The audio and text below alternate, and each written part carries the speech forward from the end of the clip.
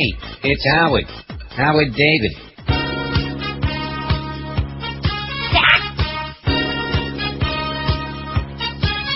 All right. George Bush, there's a place you can land so that you can avoid Vietnam. Now you said you served active duty just fine. Might you be absent in your mind? George Bush, your position's at stake, 'cause John Kerry is out to seal your fate. It's those questions about the National Guard that might leave your reputation scarred. It's fun to say you're not AWOL, and you can't prove you're not AWOL. What a funny thing, the military can't find where you were in that 1 year's time. You partied and you went AWOL. Your daddy helped you go AWOL. If you'd only come clean with a story that's real, you might earn back voter appeals. No, Abu Ghraib.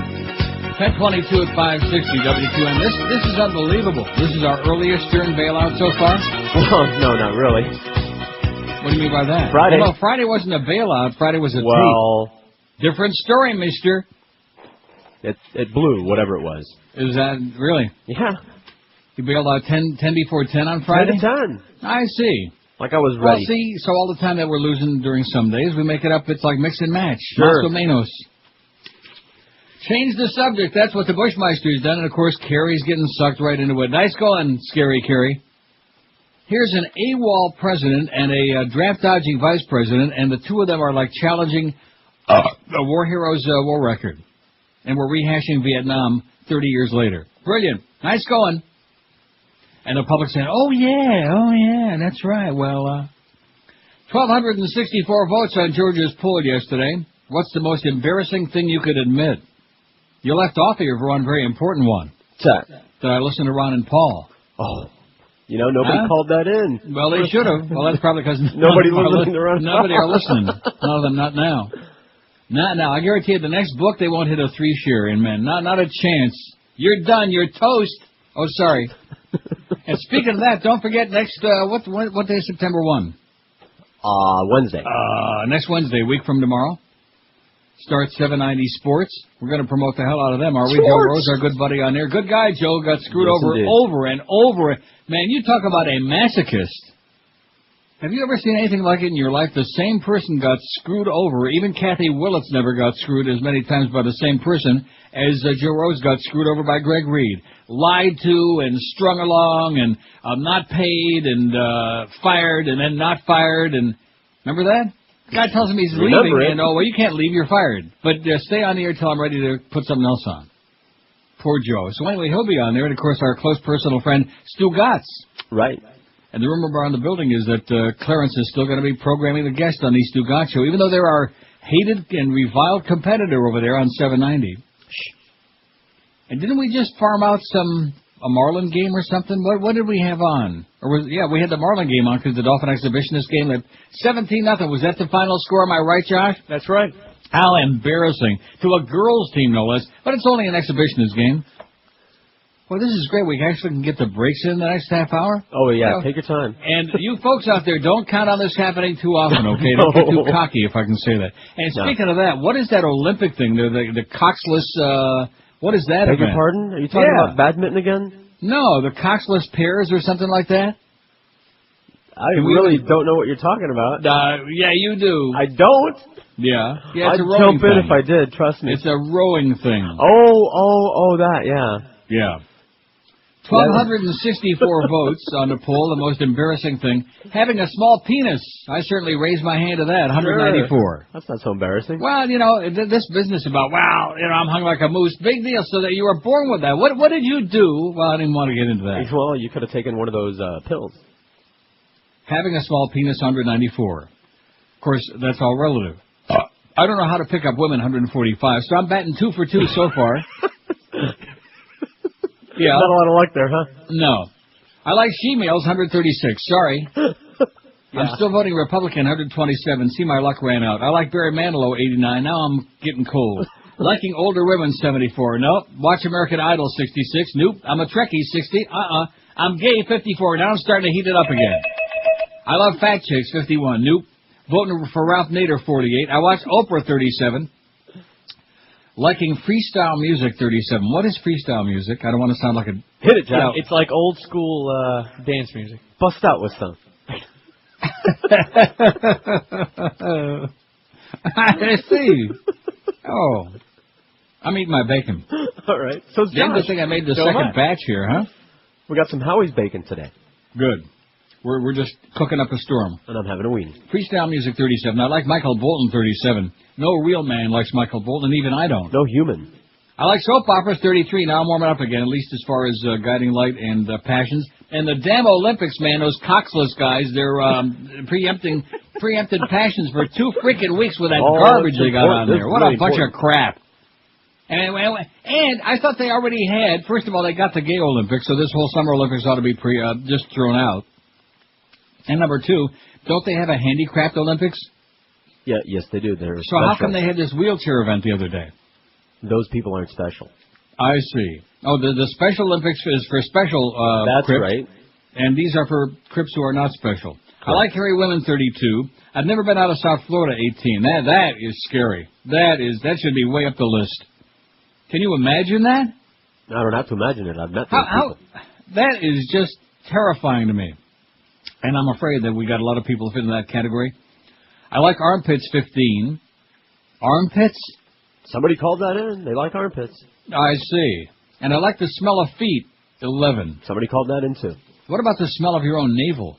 Ew, that's like a butt. No. Your navel smells like your butt? Well, I don't know what mine smells like. Holy crap. I shouldn't have said that. Down there. Get out of here. Navel juice, man. That's what I said. Oh, yeah. Navel jelly.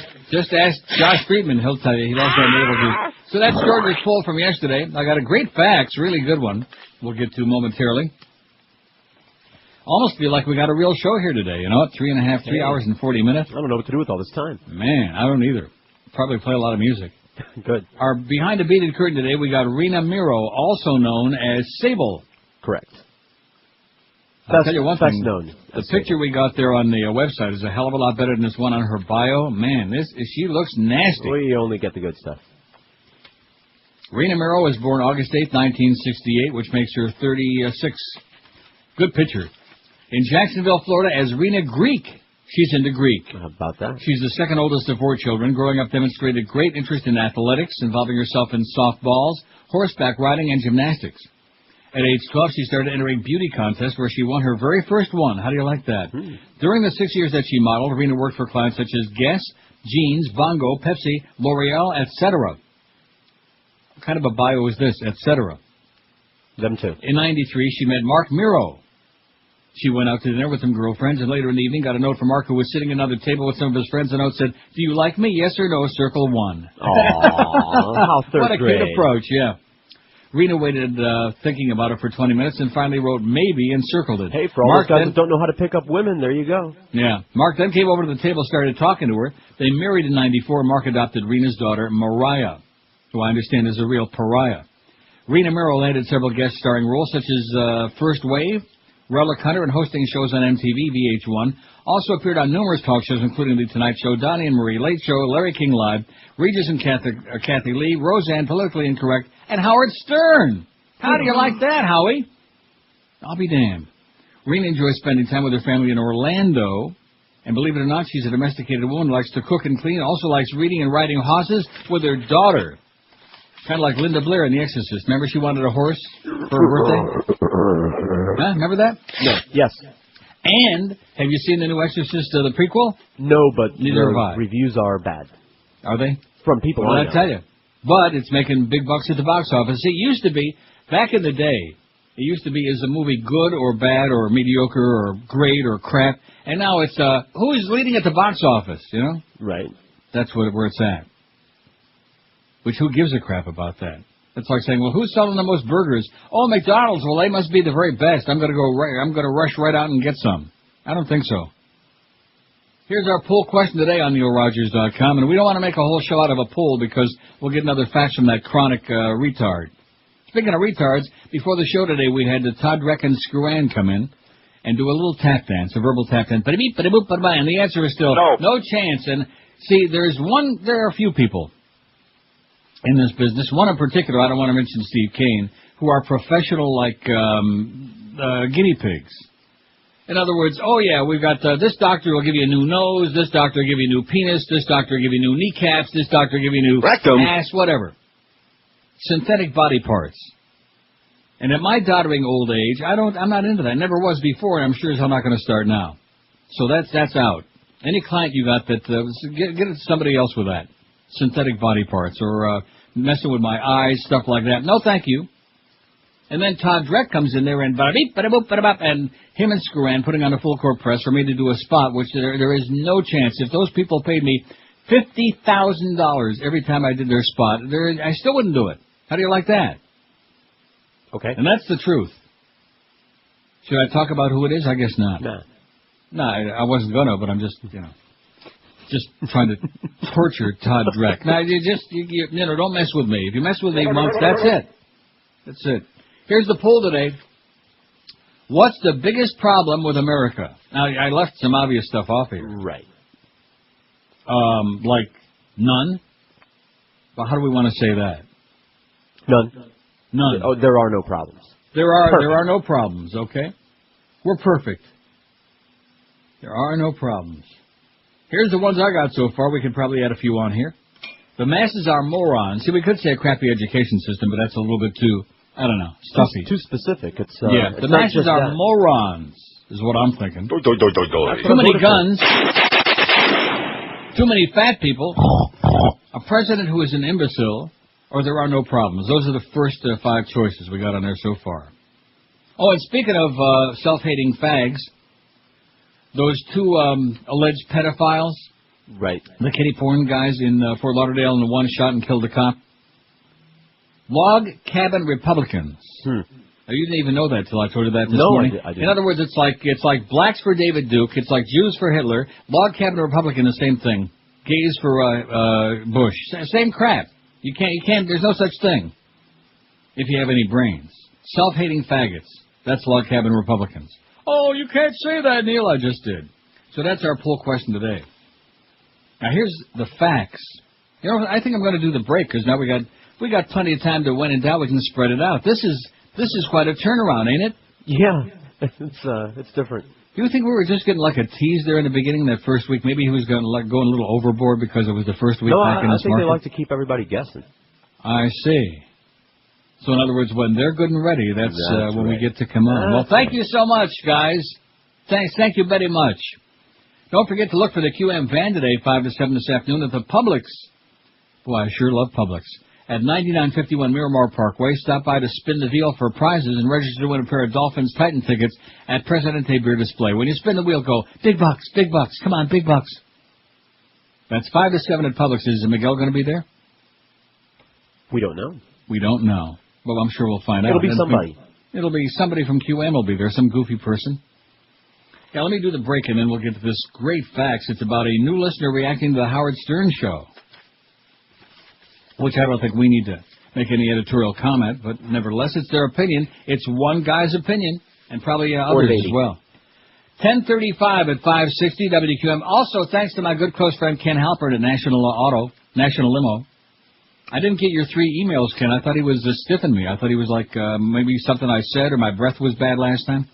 And come to find out, his emails aren't coming through. It must be on your end, Ken, but I'll see you whenever. Emerald Coast, South Florida's best Asian buffet, is proud to announce the arrival of Fest. Coming on the week. No. Let me try it again. Shall I start again? I was just pausing there to let it sink in. See, you need a copy of this. That's right. Well, script. Yeah. He has to have a script for his drop-in. Mark your lines. Emerald Coast, South Florida's best Asian buffet, is proud to announce the arrival of Fest. Come in on the weekends, enjoy grilled and scampi cocktail. No. Cocktail. Are you reading this? No. And peel and eat. See him. Okay, shut up. Emerald. Hey, it's Howard. Howard Sperm.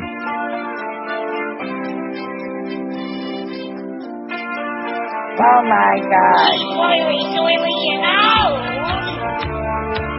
Looks like the Quaker Oats guy. Smells from the body roll mold. Barbara Bush has body Feldman eyes full of her ice popped out.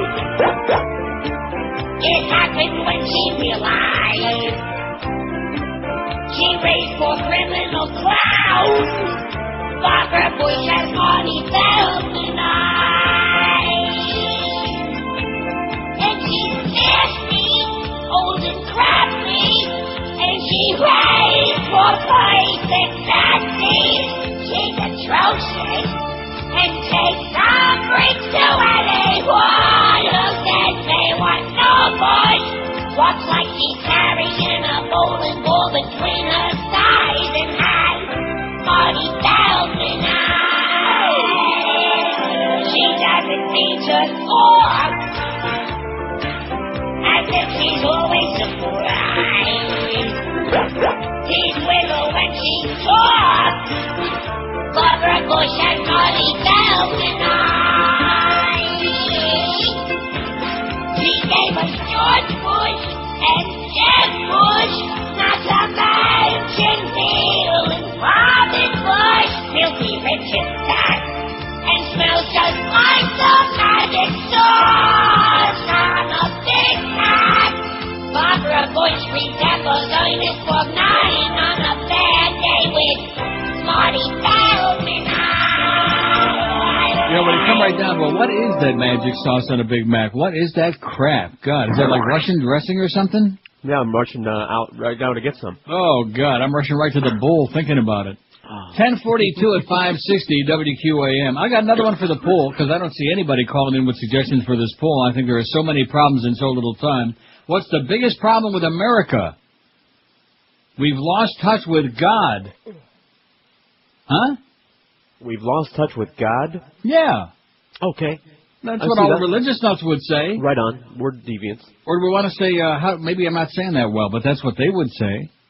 How about too much immorality? Or we're not godly enough.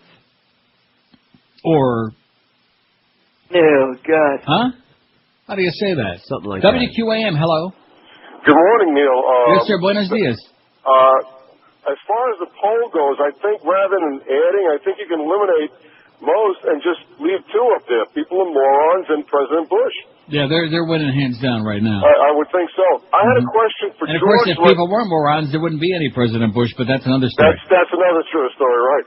I had a question for George last week, and he wasn't able to answer it. I don't know if you could. Is the president allowed to declare martial law on his own? Or does Congress have to get involved? Right. They do? I don't know. Or does Congress? I don't know the answer to that. I don't either. Because I was just saying, I heard that a judge in New York turned down the permit request to demonstrate for the Republican National Convention, declaring the people being anarchists, which sort of frightens me. Yeah. And he said they're not allowed to protest during the convention in the Great Lawn at Central Park because we don't know if we can handle 75,000 people there. Well, you know what's going to happen if they get a little out of control? Remember Kent State? Yeah, you can't see nothing yet, man. No question about it. But the Great Lawn in Central Park, they can handle 300,000 there. I think it's going to be a real nasty scene myself. I could be wrong about that, but I think it's going to be real ugly. Yeah, it looks a lot safer up north. There you go. Like in Toronto, maybe. Okay, have a great day, Pally. You too. See you. I don't know the answer to that. Maybe somebody in our audience, one of our astute listeners? Huh? I didn't know. I don't know either. I'm not just going to make it up. Anyway, here's this fax. A new listener. Well, I better take some calls first, right? Sure, why not? Well, we got a lot of time to kill today. We're not used to this. We're out of practice for this. And then next week, I got to go back to that 5-day-a-week schedule. Yeah. Which I'm not too happy about. And by the way, Todd Dreck, the answer is still no chance. $100,000 a spot, I wouldn't do that. And he knows exactly what I'm talking about. And so do they, I'm sure. Man. Haven't I always told you? See, you disagree with me about that, about those people. We're not going to say which people they are. I didn't share your experiences. Well, believe me. To them, okay? WQAM, hello. Hey, Your last caller was right. But how we got there with too many idiots and too much Bush was too much wealth, not enough work. Too much wealth. How about bad work ethic? Well, yeah. But that actually that doesn't that includes the poor staff that can't afford to pay attention. Like I'm referring to all this money that just been handed down from generation to generation it's just corrupting us, and as a country we're losing track of what's important and what's real. And it's okay, we'll figure. Did you say Israel? We'll figure out some way to say it. Okay, get out of here. How do you say what he's saying? Lack of direction? No, I think he was ripping onto the welfare system is what I got from this. No, that's not what he was saying. Wealth, not enough work. Is it people just taking money and not doing any work, stuff like that? Okay, people are lazy. All right. But I thought I had it okay. Bad work ethics? I like yours. Yeah, bad work ethic. I mean, it sounds a little bit more than just saying people are lazy slobs. Which is huh? People don't want to work. I don't want to single out any groups of people, but there are lots of people just don't want to work, man. Besides me and you and Gimme. No, we work our asses off to entertain the masses out there. We do. And we're not here only a few hours a day just because by choice. That was so we could make way for the king of all hype. Larry King? No. Oh, Elvis. A new listener reacts to the Howard Stern Show. Here's this first fax of the morning. Although I better take a few calls. Hey, listen, this caught me off guard today. 3 hours and 40 minutes. Who the hell are you kidding? Yeah, try 10 to 10. Talk about getting caught off guard. 10 to 10 sounds good to me. 10 to 10 till 10. WQAM, hello. Hi, I'd like to answer to the poll. Go ahead. Okay, I'd like to say that we've become too self-centered, and I believe that Star Trek will show us the way. Excellent. Very good. That's beautiful. I bet you Bill Shatner would agree with that. Have you seen the new spots with Bill Shatner and Leonard Nimoy? No, I haven't. You haven't? Oh, they're great. Where Leonard is kind of like taking over Bill Shatner's territory. Bill Shatner has found a whole new like being a professional goofball. A whole new somebody's deal. got to. Not to mention, of course, that great music. WQAM, hello. Hi. Yes, sir. What is it? $1. Get a new phone, Pally. Your phone blows. 5670560, pound 560. The first votes we got on here indicate a landslide so far. The biggest problem with America is the masses are morons, 48. A president who is an imbecile, 46. Too many fat people, 6. Too many guns, 5. Bad work ethic, 1. We've lost touch with God, none. There are no problems, none. How about, I just had another one that was so good and it just slipped right away. Damn, it was great. Oh, I know what it is. What is it? Let me give you an audio clue. The media is sick and needs help badly. How's that? The media. The media. We don't have to embellish it in any way. Just the media. Right. We could say the media sucks. Which, of course, is part of the reason why the masses are morons. Right. Because they turn on the tube, they expect they're going to get some truth. And what do they get? There's David Crosby looking for a new liver again on CNN right now. That's right. With onions. Yeah, get out of here. Huh? With onions. Yeah, and bacon, no less. And I just ate the bacon. You're out of luck, David. Sorry. I had the onions. Thank you, Howie. Do I love bacon and onions. God, that sounds so good. I might just go in there and cook up another batch, but I better not. I thought onions were supposed to be so good for you, aren't they? Onions and garlic. That's what I heard, right? And I eat just tons of onions, man. Every time I cook me up a cheeseburger with no bun, of course, I just smother it with onions. Man, I love onions. And you know what else I love? Shrooms. I'm not talking about the kind they sell in Amsterdam. That's your territory. No, I do love mushrooms. Any kind of mushrooms. Great. Portobello? Yes, indeed. What are those other... big, shaggy mane mushrooms, man. Big as your head. Man. Any kind of shroom that you can think of. Except those nasty, mind-altering, delusional ones in Amsterdam. I'll take those too. What a horrible place. A new listener reacts to the Howard Stern Show. After giving Howard Stern a week, I've made up my mind. It says there's nothing riveting or compelling enough about the program to justify the excitement, scandal, or attention it generates. While Neil and others, like him, have not let time pass them by, Stern continues to do the same boring shtick, talking about his relatively uninteresting life, name-dropping and asking hot babes to disrobe for the benefit of a radio audience. A radio audience. That's akin to taking a blind man to Club Madonna and stuffing him in a broom closet with the hands tied behind his back. Robin Quivers, what's up with her? She's nothing but a loudmouth, talentless side chick who got lucky 20 years ago. The only character with the potential to conjure up a chuckle is Artie, but we hear from him, 3 times an hour? Whatever scintillating chunks of radio do get manufactured by the Stern Show are quickly sent to audio hell by Doofus Lindsay with a hand on his button and the dump, too. I never thought I'd say this, but we sure could use Mo Howard and Geldy back. At least they give Neil and Boca Brian good material. Sincerely, from a listener who didn't listen to mornings on QAM and still won't. How do you like that? Now, I'm not saying that he represents, a large segment of the audience out there, but maybe he does. Who the hell knows? Or she. Or it. Right. I don't know. I'm sure we'll get some more input and output. I don't want to keep taking polls on Stern every day. We got bigger fish to fry than that. And I'll say it again, man. I have never, ever, Greg, seen such a major development take place with so little fanfare. There, according to our sales holes, I'm not talking about Todd Dreck. I'm talking about some people that we like, and that's not him. There are a lot of people out there, like I said last week, who haven't got a clue that Howard Stern is on this radio station, or that he's a back-on-the-air period in the market. How do you like that? Yeah. That's what I call brilliant marketing, Greg. That's what I call really getting out there and putting your best foot forward, or maybe sticking it right in your ass. Well, all the billboards were taken, remember that. I see. Yeah, Cheap Channel owns the billboards, and they said, well, we don't have any available at this time, or maybe for the next several years for you people. Yeah. Line 9, WQAM, not there. Oh, that's probably just as well, you know what? A Greek soldier guarding an Olympic facility in Athens has been shot dead after apparently playing a game of Russian roulette with a policeman, security sources say. Do you see this? No. No? No. Greek police were questioning a policeman today in connection with a pre-dawn shooting at the gates of an Olympic village hosting escorts to Olympic teams in the Metoki Parinthis region of Athens. Boy, I hear that Athens is just a smelly, nasty, polluted, rotten, filthy place. Yeah, you too? I heard that too.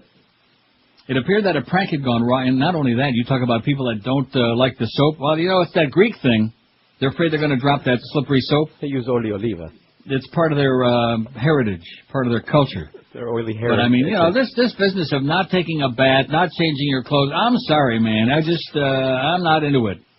I can't stand being around people that stink. It appeared that a prank had gone wrong while the pair were playing with a service revolver containing a single bullet, the sources added. The 25-year-old soldier was shot in the forehead, and guess what? He died? He's dead. The policeman was described as a new recruit, aged 20. A second policeman who was on foot patrol with the suspect at the time of the incident was also being questioned. The Metoki Parinta, whatever it is, facility will host the mountain bike races at the end of the week. Isn't that exciting, the mountain bike races? Not to be confused again with the not-too-special Olympic wheelchair race. Right. And the synchronized pairs diving, and all of this other manufactured... Oh, and how about the beach volleyball, too? Hey, it's our favorite. Oh, give me a break. Women's if you want to see hooters and asses... Well, first of all, most of the dykes... Now, you know what I got? I almost forgot about this. Wait till you hear this. What do you got? Wait a minute. From the Crow this weekend. I don't know where the hell this starts on here, but you're not going to believe. He's talking about this one dyke. All right. And about if Alaska is found to have a large private... she will be disqualified from the competition and stripped of her medal. If the bulge is found to be only a hernia, what? The Romanian powerhouse legend will only grow in the sportswomen weightlifting category. Sorry. For argument's sake, let's just say it's a hernia, said Jacobson. Then she's extremely tough, though, because I can't imagine how painful it would be to lift that kind of weight with 5 or 6 inches of intestines bulging through your abdominal wall.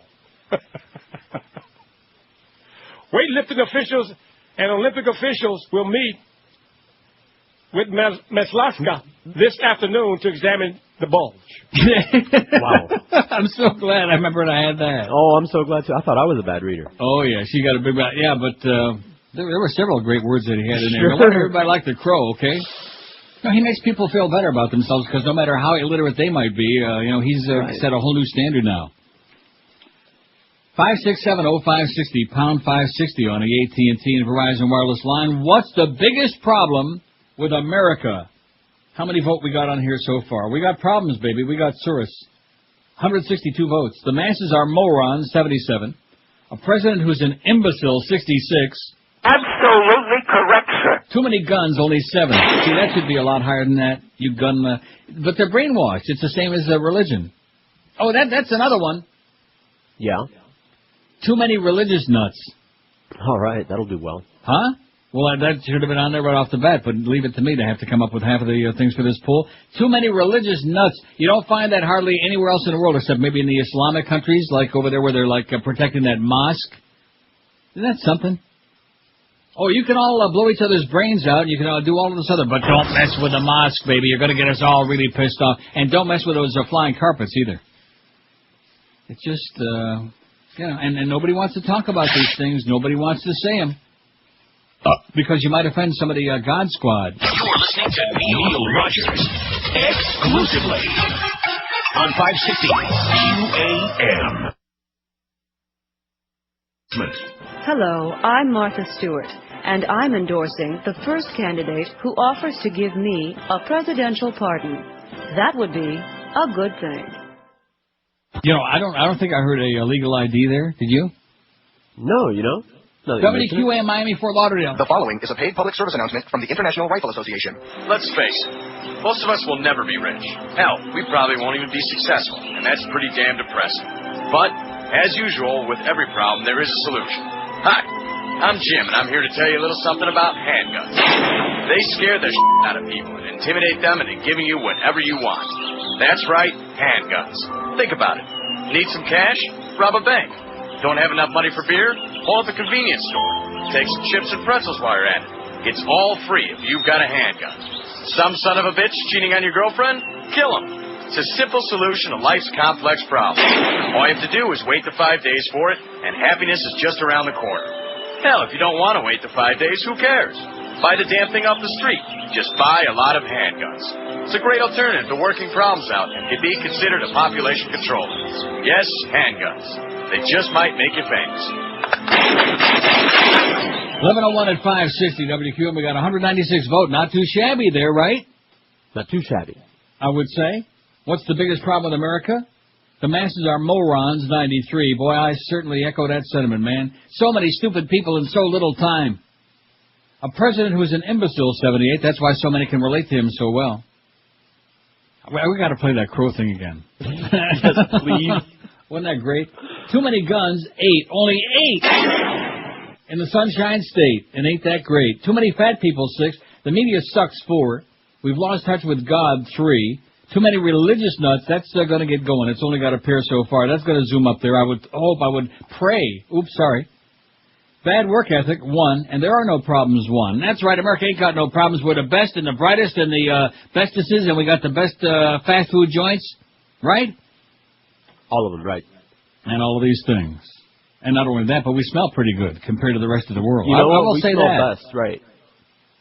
America, there are 2 categories I'll give you where you can't beat America with a stick. Number 1, and that is food. Okay. In terms of all different kinds of ethnic cuisine. I mean, sure, the best Italian food is in Italy, and the best German food is in Germany, and all of that. But I'm talking about in all different kinds. Chinese, selection, variety. You name it, man, delicious. There are so many great restaurants in the U.S. of different kinds. Can't touch it. That's number 1. And what was number 2 that I was going to say just moments ago? Oh, and the fact that we smell pretty damn good. There's another one, though. And what's that? Military. And we got that great... Well, I wouldn't know about that. We're having a few problems these days. We're a little thin. We're spread out, though. Stretched a little bit thin? Yeah. Well, wait till we go into Iran, baby. And Syria, and Lebanon, and North Korea. All of these things. Because we got a wartime president. Just ask him. He'll tell you. And then we're going to go and clean out all that mess in that joint, too. Airport... Wait till you hear this from the British Online Sun. Oh, this is very long, but we got a lot of time today. What? All of a sudden, yeah. No, I don't want to get people nervous or anything like that, or scared, but then this is Britain anyway, but it's the same in the USA. Airport security scandal exposed. An undercover Sun reporter is exposed chilling security blunders by smuggling a fake bomb onto a jet carrying more than 220 British holidaymakers. Anthony France used bogus references to get a job as a baggage handler He then took the Bomba unchallenged into the hold of the Thomas Cook 757 at Birmingham International Airport. Here is his story. A string of breathtaking security blunders allowed me to clinch a job as an airport baggage handler and take a fake bomb on a packed holiday jet. I got my £7 an hour, that's almost $14 an hour, job at Birmingham International Airport despite providing bogus references, a false home address, incorrect bank details, and lying about my past. All of these things. Then, incredibly, I was waved through a staff security checkpoint leading to the plane's luggage hold with components for the device hidden in my shoe. Had I been one of Osama's terrorists, I could have wiped out more than 220 British passengers on the Thomas Cook flight to Mallorca and thousands more on the ground below, of course. Instead, I can today reveal the catalog of gaffes which led me on board. Birmingham International is meant to be on high alert after it was named as one of Al-Qaeda's top UK targets just weeks ago. An alleged plot to bomb it and 3 other airports was foiled by a police swoop. Yet I passed 2 crucial background checks despite telling lie after lie after lie. He must have conferred with Greg Reed before he went there for his interview. You know, Greg, with that outfit of his, Lies Be Us?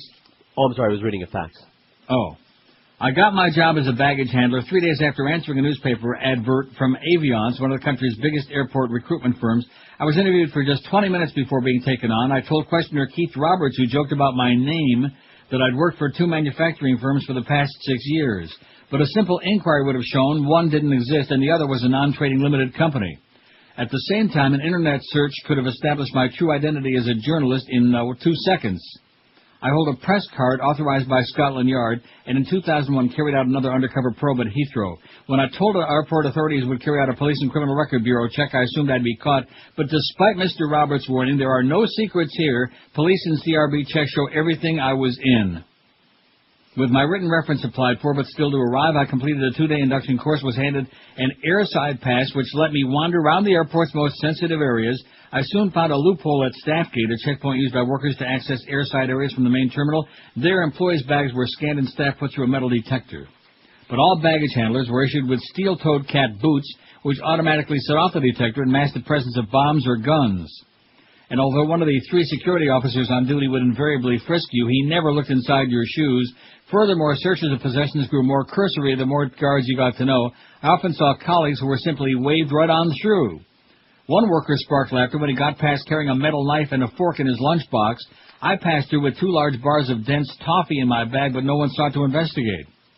And armed with this knowledge, I went to work at 6 a.m. August 17, videotaped by Sun photographer Nigel Cairns, and with the bomb components in my shoe. My device consisted of nearly 200 grams of plasticine, which closely resembles the high-explosive Semtex, a timing device, a set of wires, and 2 batteries, and a partridge in a pear tree. A 200-gram bomb is half the size of that used over Lockerbie, but more than enough to disintegrate the 757, which was minutes away from takeoff. Once airside, I assembled my bomb in a toilet and pocketed it. 1.5 hours later, I was one of 5 baggage handlers picked out to turn around flight TCX 875K. After offloading hundreds of bags with a colleague, I was left alone in the rear hold against strict regulations while my leading hand supervisor went to collect more luggage. I was unsupervised for 5 minutes, which enabled me to take several chilling pictures of myself with the bomb. Millions have been spent on a high-tech scanning system in airports like Birmingham since Lockerbie, but I could have easily blown up a plane. It was shocking. Despite the incredible breach, airport chiefs last night insisted that safety was paramount. A spokesman said, the safety and security of passengers remains our top priority, and we comply with all government requirements for security. We're just incompetent, I guess is what he was trying to say. How do you like that, huh? All you little chillin' out there. It's kind of a chillin' story for all you chillin' everybody else. Now, what are these faxes you're sending? Stuff. Huh? Just crap? Stuff. Yeah. Oh, again about Bob Hamilton. This poor whining person that works at Magic 102.7. That wants to keep using us as a conduit, a Gary conduit, to unleash his frustrations and venom against poor Bob Hamilton, the program director at Magic 102.7, with those fantastic oldies they play, man. That crap. A.K.A. Build Me Up Buttercup, the Foundations, and more Build Me Up, and of course the Righteous Brothers. Yeah. It says Bob Hamilton, the asswipe station manager from Magic 102.7, has done it again. After a very popular nighttime host, Tom Caminiti, was forced, who used to be at the Coast. Yes. Am I right? Yes. And actually somebody we like. Yes. Or somebody you like. I don't know who that is. Good guy. After very popular nighttime host Tom Caminiti was forced to leave the station, Mr. Hamilton decided that broadcasting probably isn't a talent anyway, and decided to have open auditions from fans to fill the evening shift. Oh, that sounds brilliant. Sounds like something that Steve Nickel would do. Neil won't like it. Remember that? How can we forget? Oh, brother. We still have it here somewhere. Neil won't like it. Steve Nickel, a program director who had a few problems of his own, he used to bring in bozos from the audience and on the weekend let him do a show. Just schmucks off the street. Oh, poof, you're a broadcaster. And because of the fact, I mean, everything was Neil will like it, Neil won't like it, Neil this, Neil that, in his mind. So the name of the show was Neil Won't Like It, and I guess he was right. It was crap. After months of horrid on-air auditions on major market radio, people who stammer, stutter, and push wrong buttons gave way to a clown as a Eric Reed sound-alike named Vance Phillips was awarded $30,000 a year with no insurance prize as a new personality. Oh, by the way, speaking of Eric Reed, Dave Strader, who's the new Panther announcer on TV if they ever play again, now that Rimmer went to Columbus, he sounds just like Eric Reed, talks through his teeth, and he's very generic. He's kind of like the Dave O'Brien of hockey. Pretty weak. And I see that Rimmer and Jugs McDonald both kissed his ass in the papers. Oh, he's a very professional. He's great. Yeah, right. Terminal. Anyway, the new personality winner has to say Oldies Magic Radio 102.7 after every song. Every song, by the way, seems to be either Moni Moni or Unchained Melody. Oh, the Righteous Brothers, what'd I tell you? Hamilton, this cheap S-bag, now stuck with the contest winner, has to figure out how to find half the audience that has since left the popular Caminiti is gone. And you think your station sucks? Well, as a matter of fact, yeah, we do. Also, top-rated former show host Ken Held Doo-Wop Shop has moved from Waxy 790. Oh, this is just a radio groupie. Why am I wasting all of this valuable time with this crap? Anybody have any idea who that is? This Doo-Wop Shop. How many people listen to that crap? About 30, man. Tom Jicka and Ed Kaplan and about 10 other people. Magic had a chance to put him back on Magic, Ken Held, but Held went on stage at a recent concert, badmouthed Magic by saying they played 20 records and that Hamilton and Mindy Lang were idiots. Well, he's got a couple of good points there. Do we know Mindy Lang? I think I know her. I know who she is. Oh, I think she had her eyes done. Yeah. Wasn't she on TV there for a while doing those spots about the LASIK crap? I'll take your word for it. Yeah, Mindy Lang. I don't know her that well. I think she's a bubblehead. I know. Let's see. Here's a couple of more for the poll. Cost of health care insurance. No, we don't want to say cost. How about just health care? Okay. Huh? Health care. And, number 2, lawyers and ridiculous lawsuits. Well, can't we just say lawyers? Sure. There you go. Health care lawyers. We'll put them all on there. Lots of problems and a one bozo. Is there more than one or is there just that one? No problems, none of the above? Yeah, there are no problems, one. Just to be a smartass, probably. Probably Todd Dreck. Well, guess what, Todd? If you don't have any problems yet, we're going to make damn sure that you got plenty by the end of the day. At least about 30, man. At least a few dozen, anyhow. Were you in there when that dog and pony show was going on? Yeah. With Screw-Ann and Todd Dreck and yours truly? Yeah. And see, he won't take no for an answer. Now, like a normal, real person, you could say, no, I'm just not going to do that. And maybe there might be a second attempt. Well, no, and then that should be the end of the conversation. Not with Todd Dreck. But if you listen to me, if you give me a couple... No. N-O. Which letter didn't you understand, you simpleton, you little quisling you? Get lost. No. In fact, no matter what the question is, Todd, next time the answer is... No. So don't even bring in Screw-Ann. He always drags her in there like a... what would the term be?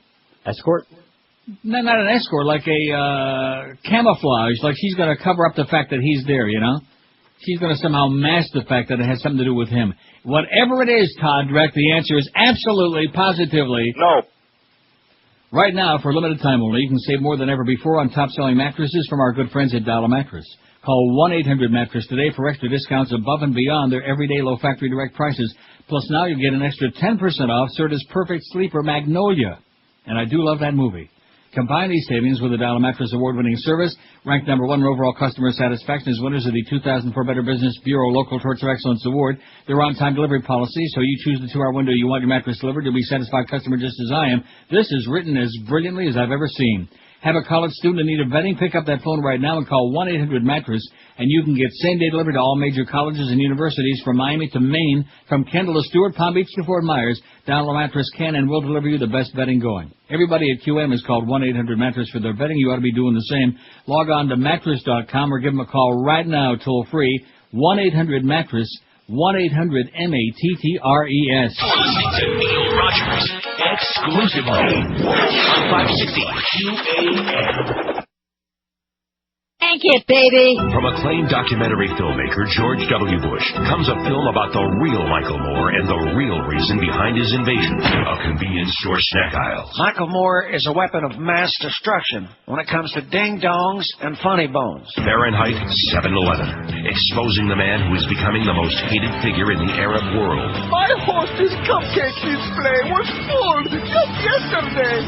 Then Michael Moore came in and devoured everything. From Washington to the Middle East and every place in between that sells Slim Jims and Klondike bars, you'll find a fat man with a bad beard and baseball cap hell-bent on controlling it all. He won't stop until he eats it all. Michael Moore is a real terrorist. Fahrenheit 7/11. Excuse me, Congressman. We're recruiting the children of politicians to work in convenience stores when Michael Moore comes in with a hankering for Twinkies. Sir, please come back. It'll only take a second. Fahrenheit 7/11. Now showing 24 hours a day, 7 days a week. 11:19 at 560 WQAM. So one of our sales holes, we're not talking Todd Reck right now. We're talking about Fat Boy. Hiya, Pally. Came in this morning and told me that he had 3 TIAs in in about a 24-hour period? Something like that, yeah. Yeah, something like that. 3 minor strokes. You know what that generally means? Yeah. Now, was this before or after he was eating some of that Howie's that you guys had in there? He's not on the Howie's. He probably calls them himself from that side of the building. Stop eating, you fat disgusting. And I asked him what kind of flowers he wants on his tombstone. There's no question about it. In fact, you know what kind of pizza he wants delivered? Tombstone pizza. He wants white flowers. Yeah. Oh, man. Well, we might as well laugh about it because you know the deal. Yeah, I do. Can't help. Gorner's helping. Right. The fat people are the good people, and the fat people are the dead people, and he's going to be very soon. Okay, that's our prediction. In fact, let's take up an office pool on the day and the time that Fat Boy finally just... Right. We should have a packs funeral it in. now while he's alive, and that's not a bad the people idea. that show up. Right, and then at least he'll appreciate it. Sure. This is very bad news, talking about our poll about how many stupid people there are. I can't understand it. I mean, is it just me? Don't you have a difficult time understanding that the poll is even this close? Please. If a recent poll holds true, Florida could have Americans biting their nails again as votes are counted in November's presidential election. See, the problem being that there are people more concerned about their erection than the election. Isn't that possibly what it is? Yeah. President Bush and his Democratic challenger John Kerry of Massachusetts each received support from 45% of respondents in the brand new CNN USA Today Gallup poll of registered Florida voters. Ralph Nader, and you people that vote for Nader, I'm going to tell you, we're going to come to your house and we're going to pee in your cornflakes. I'm telling you that right now. We're going to do bodily damage to you stubborn fools, you morons. They're just like him. They're just like him. The other day he says no matter what, there is absolutely nothing that's going to happen that'll cause him to withdraw and get out of the race. Nader. Don't confuse him with the facts. You talk about mammoth ego. We got to do that ego poll again pretty soon, you know it? Yeah, we do. Including somebody that's on the station in the morning now. Ralph Nader, who may appear on the Florida ballot as the Reform Party candidate, drew the support of 3% in the poll conducted between Friday and Sunday this past weekend. With 27 electoral votes, Florida is one of the election's top prizes, as we well know.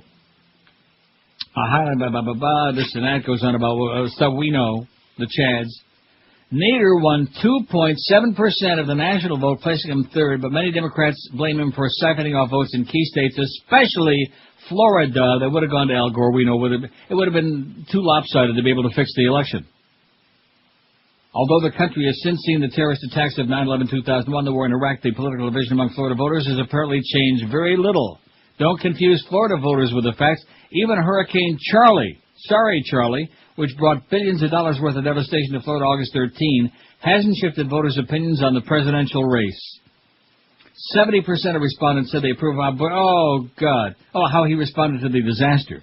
That's 10 points higher than Floridians rated his father's response to Andrew in 1992, and 76% said they approve of his fat-ass brother, Jeb Bush, how he's handled the state's relief efforts. Well, that's a pretty narrow question, isn't it?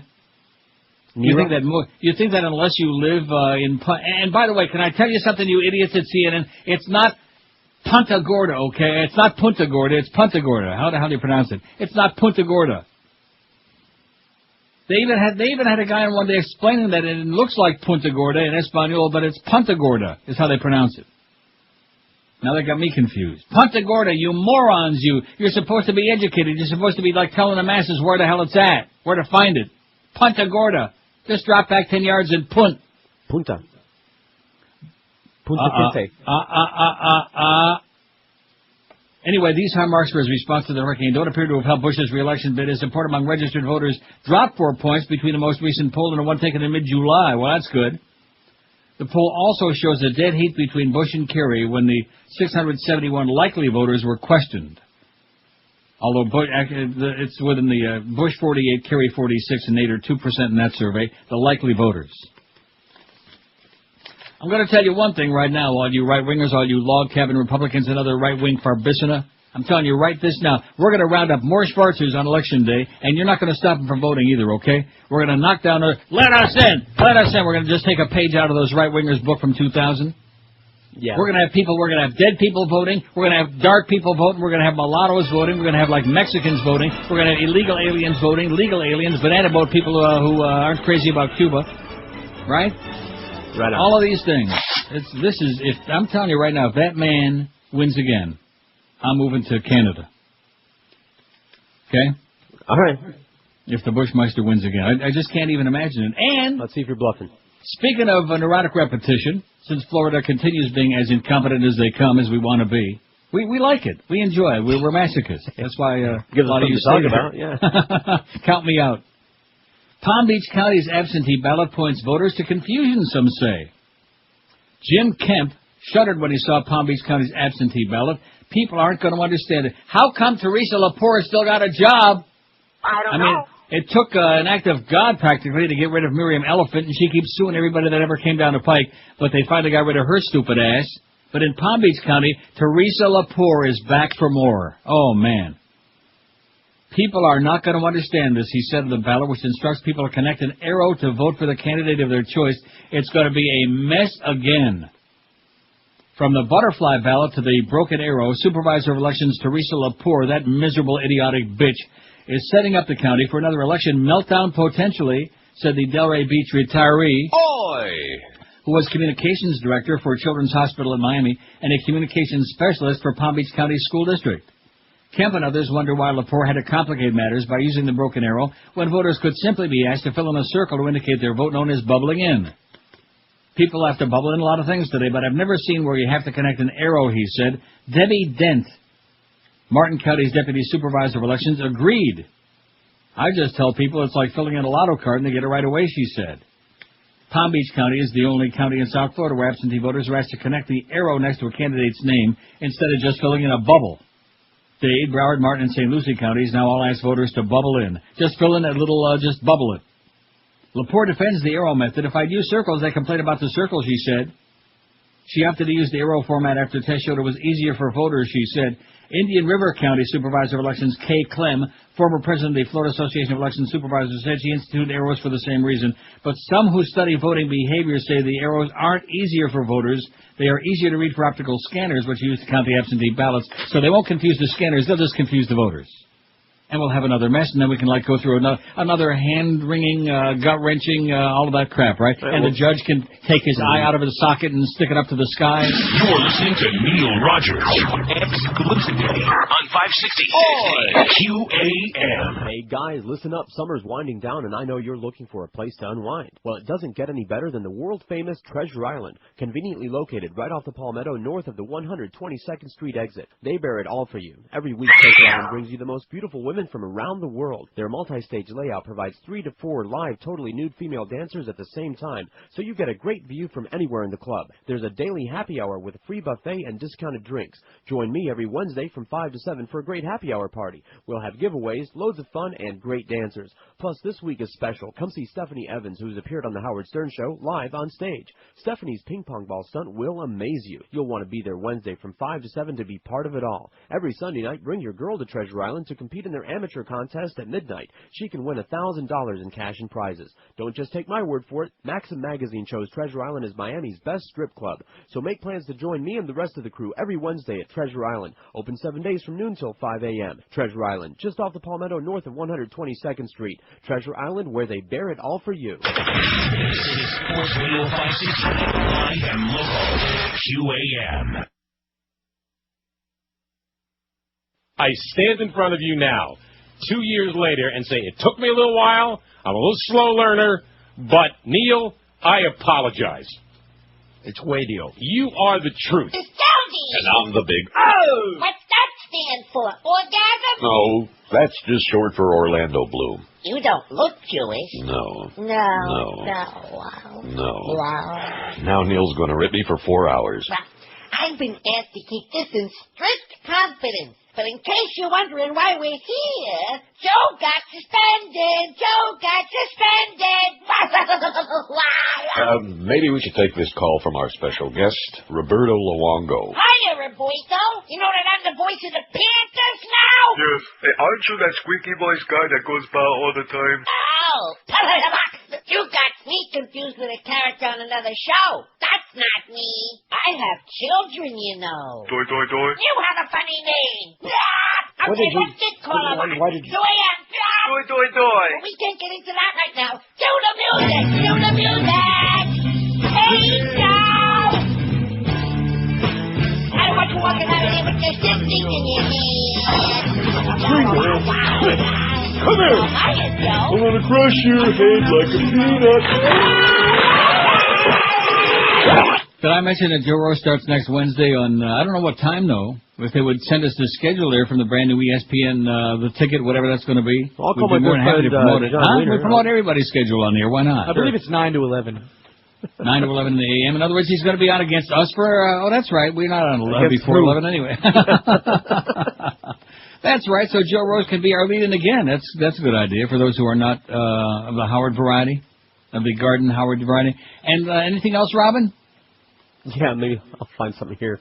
This fax that you just sent me from Andy Corge, this is just unbelievable. Outrageous. Absolutely. Gee, I I got never a saw great this coming. Huh? No one ever saw that coming. No, not with their point ones. In other words, what's the point? Because all you classical music people out there that are too cheap to go out and buy a CD deck or anything. No, I mean, they're always, well, we're intellectual, we're a bunch of snobs is basically what it boils down to, and we're, all above the rest. So as a result, you'd think that those people have got a few bucks, they can go out and get a CD player in their car and in their home and things like that so they can listen to, because first of all, who wants to listen to classical music on the radio in the first place, right? Old, cheap people. Old cheap bastards, which of course is most of South Florida. Oi! So anyway, here's the bad news. Classical 1360 announces programming shifts. WKAT. Boy, let's see, how many years is it now? 28 and a half. Since March 1st, 1976, since I debuted on WKAT in Miami. Catch the Cat. Lynn Russell, Craig Worthing, Jim Alton, he's dead, I think. Who else? Art Smith, he was the engineer, he's dead. Harry Berry, he's dead. I mentioned Art Smith. There are a whole lot of dead people. Sonny Hirsch, he's dead. Oh. Gene, who was the other sports guy? Gene somebody or other. He was a jerk. And then what about Mark Forster, the sales guy? Remember his kid called in that time a couple of years ago? Yeah. I sure hope that Mark is still alive and popping them pills. He was a good guy. He was just nervous, like a lot of salespeople. Really nervous. Hyper. Bob Allen, the sales manager from WKT, he's dead. He won't be shooting any more than Notre Dame baskets. A Tiska to Taska. He liked to shoot the basket. Anyway, here's the bad news for you classical music mavens out there. All 60 of you, I'm sorry, I'm exaggerating. About 30, man. All 30 of you who've been listening to classical music on that scratchy, horrible AM signal that they got. See, I really thought when I got that job at KAT, I was in the Miami and the South Florida market. I didn't realize that unless you lived within 10 miles of the transmitter over there on Bay Road off Alton, nobody could hear the station. Very bad signal. Due to changes in marketing conditions and our desire to keep classical music in our community, the ownership of WKAT-AM has decided to sell long-form brokered programming each weekday and weekend morning until noon. We want you to know that we're doing this in order to keep classical radio on the air. says Andy Corge, who's a real hole. Remember him from Paxson? Sure. Why, you liked him? Never one. Neither way. I Neither here see. nor there. Who was the black sales guy from Paxson? Was that would not Dan Best. Dan Best was at the WNWS. Trotman. Who was the black, huh? Dan Trotman. Was that his name? Yes. Trouser Trout? That's him. Since the beginning of this year, the advertising business on Classical 1360 has been poor. We've worked very hard over the past 2 years to make it work as a 24/7 classical music radio station, but unfortunately, revenues have decreased. In other words, I'm dying over here. Then in August, Waxy AM, a Jefferson pilot radio station, leased their station, forcing all of their brokered clients to look for a new home for their programs. The logical thing to do would be to broker all of our programming, but we're committed to classical music programming and decided to only benefit from this change in the market by brokering the mornings. This way, we can still provide 17 to 18 hours a day of scratchy-sounding classical music programs on our horrible marginal signal, while getting our business in order by increasing revenue quickly through the brokerage of the mornings. I know this may not be the liking of our many classical music listeners, About 30, man. but it is essential for us to do this in order to get our business in order. And at the end of the day, if there's one thing I can't stand is people, that is one of my least favorite cliches, at the end of the day. You know who likes to say that? At the end of the day? Your close personal friend, Miss Tanner, likes to say that at the end of the day. Oh. That's what she says. At the And end speaking of the of she, how come we didn't have our we had Clarence in there for a few minutes this morning, much too long. Although tomorrow is payday, thanks Clarence. We didn't have Duff. He's very busy in the morning these days. No time for chit-chat. And at the end of the day, the station is a business and must show respectable returns, says Andrew Cordes, the general manager of Sometimes Classical KAT. Without that, we would need to assess the viability of a classical radio as a business for KAT. We believe that with this formula of brokered mornings and fine classical scratchy music the rest of the day and evening, we can have a very viable business and keep classical radio alive for our community. It's the only choice we have. And of course, remember the way Cox Broadcasting lied through their teeth when they bought WTMI? Yes. And Bob Green was spouting, oh, we're going to do everything we can to keep the classical music on. And, of course, boom, bada bing, bada boom. And it was gone before you know it. And isn't that the one that became party radio? That is. What a piece of crap. Once again, we know that this may not be the liking of our many loyal listeners, but at this point, the only other alternative, that being a complete format change, is something we do not want to consider, says Andy. We're committed to keeping classical music on the radio for South Florida. We're hoping that you're committed as our loyal listeners and friends. In fact, it says here, if you listen to our station, you probably should be committed to continue to support the station by staying tuned in and frequenting our advertisers. Without this, the decision we may have to make regarding the future of our station may not be a pleasant one, and certainly a decision that we want to avoid. Everyone at Classical 1360 appreciates your consideration and thanks. Now, this is like a press release. Are you threatening me? Yeah, in other words, if you don't listen, then we're going to have to draw. And you know it's just a matter of time. And because patronize sponsors.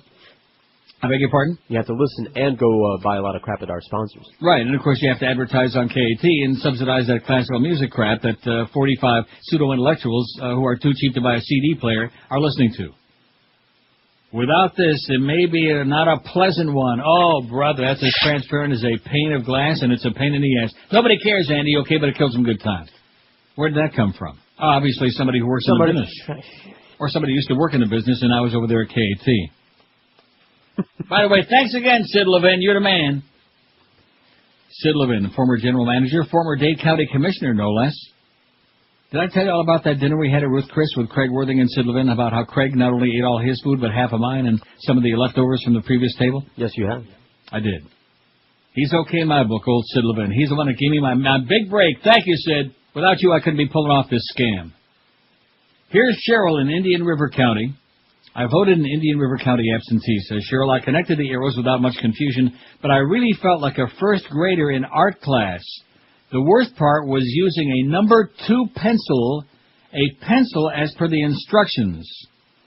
Yeah, well, why would they do it in pencil? Kind of like the QM programming schedule. That's those card readers, you know, like when you take your test, you need a number 2 pencil. Yeah, you need to do number 2. The outer envelope had my name, address, and party affiliation on the return address sticker. How convenient. Do you think my vote will count? No. Probably not, Cheryl. Especially in Indian River County. Only the Bush people get to vote in Indian River. You're listening to Neil Rogers. The Neil Rogers. Oh, bye-bye, tell me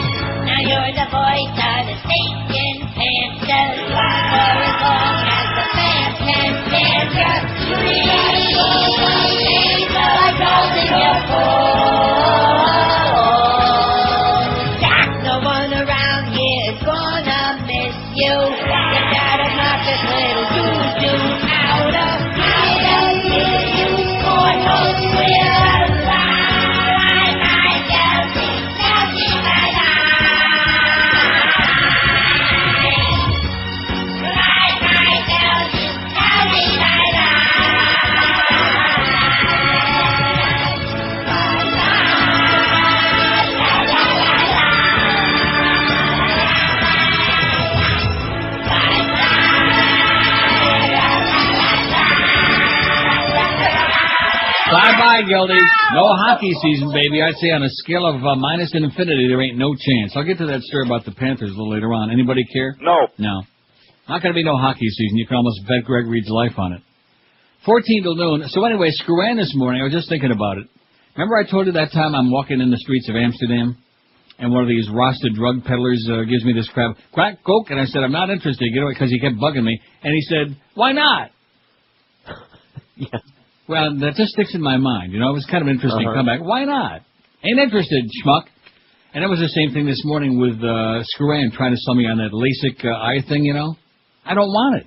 But why not? It's a very simple procedure. Everybody's doing it. Well, great. I still see a lot of people with glasses, don't you? All the time. All the time. I see just zillions of people with glasses, and I'm sure it's a fine thing.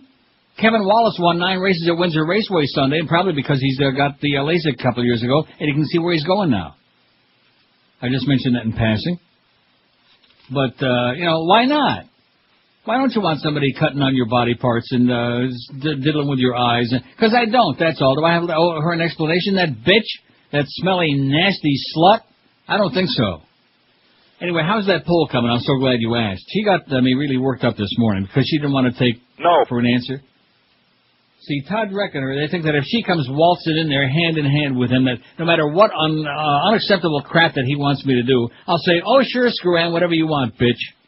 Not this time. Oh, I better not be picking on her too much. I'll get suspended. You know what I'm saying? Yeah.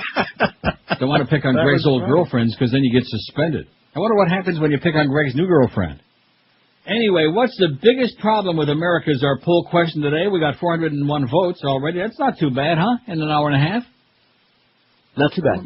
Not at all. Might be somebody out there listening now. Well, I mean, see, this thing with Stern, believe you, I want you people to understand, make no mistake about it. We are ecstatic. We support the Howard Stern Show 80 million%. Not because we like it, not because we listen to it, not because it's for us, but because it makes our life a hell of a lot easier. Show enough. A lot less work. In fact, that 10:20 this morning, that probably won't happen again for a long time. In fact, it better not. It's just not a good idea. Huh? Better you than me. Right. So we just want you to understand. But in terms of the audience, man, it's just, you talk about jerking the audience around. Greg Reed has shown nothing but contempt and disregard for the loyal Neil Rogers audience, who have made him millions of dollars these last 7 years, but that's okay. Just keep that in mind. What's the biggest problem with America? The masses are morons, 162. I guess we could have said the masses are asses, but then again, that would be bad. We don't want to say ass too much. No, never want to talk about ass. 162 morons. A president who's an imbecile, 132. Sounds like a good fit to me. Too many religious nuts. I told you that it'd move up, 36. The media sucks, 17. Too many guns, only 17. Now, doesn't that just bother you, the fact that there are so few people who understand that? And probably because there's so few people who have ever been to civilized places where people aren't all, like, armed to the teeth and running around shooting each other? I don't care. Oh. We've lost touch with God. 11. Told you that would do okay. The God Squad. We've lost touch with the Lord. We have to get back with the Lord. We're a bunch of immoral perverts. Lawyers, 9. Bad work ethic, 7. Too many fat people, 7. Healthcare, 4. And there are no problems, that one idiot who's just being a hard ass. Too many fat people. You notice that everybody and their brother now this is the big deal. Oh, and look at this. It used to be 30% were overweight, obese, and then it was 40 and 50, and now everybody's talking about it. Everybody is low carbonate. Everybody is Atkinsing it. Everybody is Susan summarizing it. Everybody is South Beach dieting it, and we're getting fatter and fatter and fatter. At least most people are. I'm not. I'm like 187. That's not too bad for me. Very good. Huh? Better than 199 and a half. Yeah. I'm kind of at the moment holding my own, if you get my drift. So anyway, about that story, the guy, I don't know, I'm on a roll here. I'm taking a lot of stories and not too many calls because it's one of those rare days I get to say something. WQAM, hello. QAM. Hola. WQAM, hello. Not there. See, just when I'm ready to take a couple of these stupid great calls. WQAM. Yes, good morning. I'd like to speak to Neil. Speaking. This Neil? Yes, it is. Hey, hi, Neil. How you doing? I'm doing great. What's going on with the votes, man? I want to vote for something. Yeah, okay, good. One of your people, baby. One of your people. He's probably in Sweetwater. He sounded kind of sweet to me. 567-0560, pound 560 on the AT&T and Verizon line. Don't forget, look for the QM van today, 5 to 7 at the Publix in Miramar, 9951 Miramar Parkway, no less. Stop by to spin that QM veal for prizes and register to win a pair of Dolphin Titan tickets at Presidente Beer Display. Your Miami Dolphins. Boy, it's gonna be ugly. WQAM, hello. Yeah, I think the problem is not enough respect for people. The attitude stinks. No respect. No respect. Okay, Rodney Dangerfield calling with a bad phony voice. Lack of respect. How do you like that? Is that okay? We'll do it. Lack of respect for others. That sounds so goody two-shoe. That's good. Lack of respect for others. Or lack of respect for each other. That's good. Especially in South Florida. The city of hate. We hate you. WQAM, hello. Howard sucks. Vote. We don't want to get too personal, okay? He hasn't been on the air long enough. WQAM, hello. Good afternoon or good morning, Neil. Good evening to you, sir. How are you doing? Good evening. Oh, great. Are you in Toronto today? I'm somewhere, yeah. I'm right here in my place, yeah. It's a pleasure to hear your voice, and George does a great job, even though George, I'm telling you, this is the year that George has come into his own, man. George the man. He's great. He talks all kind of smack. It's great. This is the Right. South Miami Cobra call. Have a great day, Neil. Great to hear you. Okay, see you. These people act like, or at least he did, like I'm almost never around. Oh, that's right. And this is the last week for the, this is the last week for the summertime. Yeah. Hey, at least I'm around once in a while, unlike Tom Jick, who says that I'm out of touch because I'm in Toronto a good part of the year. True. And here's little Tommy Jick. I sent a search party out for Tommy because nobody can find him. He hasn't written a column since Jesus was a baby. And here we got all the Stern stuff going on, and Hank is in suspended animation. All of these major radio and media stories going on. Where's little Tommy, huh? Nobody can find out-of-touch little bald-headed Tommy Jickett. Haven't I been telling you about him the last few years? He's slipping, man. The Don is slipping. He used to be right on top of things, and now it's like, I don't know, probably from Grepson too much on the air. WQAM, hello. QAM, hello. Neil! Yes, sir.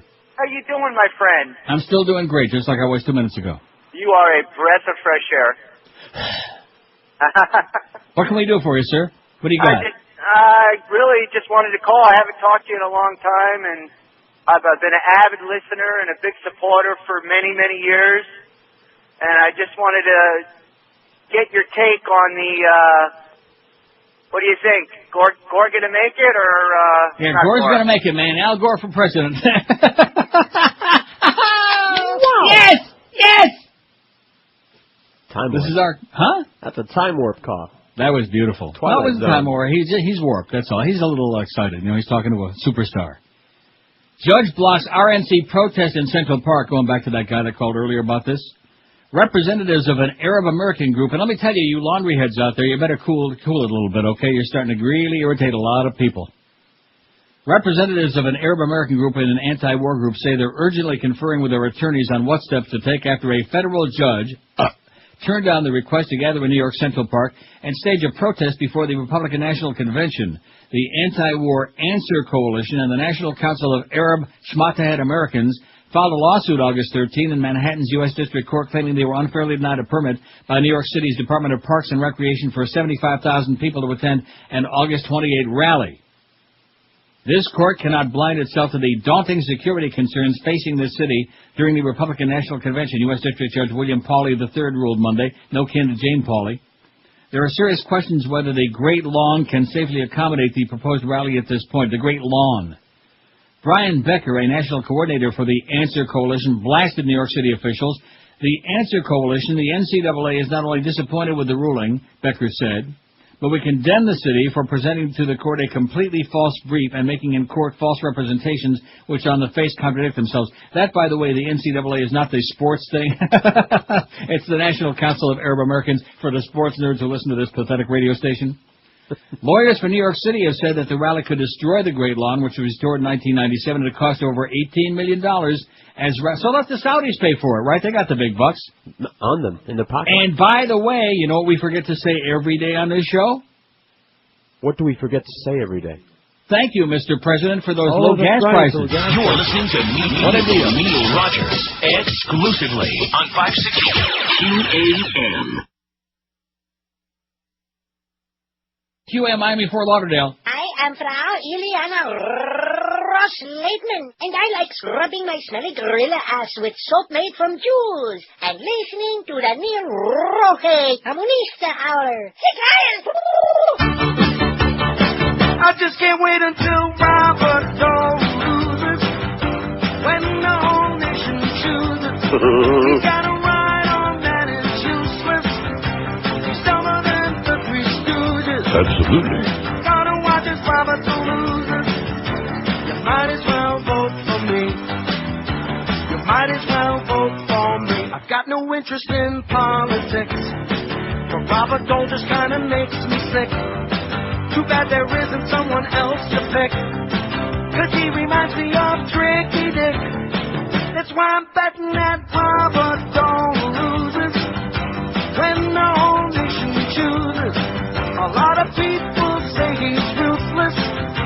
His campaign rhetoric proves it. Gonna watch as Robert Dole loses. You might as well vote for me. You might as well vote for me. I know that Clinton is an asshole, and for that matter, so is Ross Perot. But I just cannot vote for Robert Dole. Everybody says he's too old. That's why I'm telling you, Robert Dole loses. Yes. When the whole nation chooses. He's not ever gonna do it. Vote for him and you are stupid. Gonna watch as Robert Dole loses. You might as well vote for me. You might as well vote for me. I can't believe we had a dump back, can you? Yeah, well, what are you going to do? Damn, KJ, you potty mouth. Of all the people to be dropping a bomb in there, an A-bomb, a-hole bomb, brother.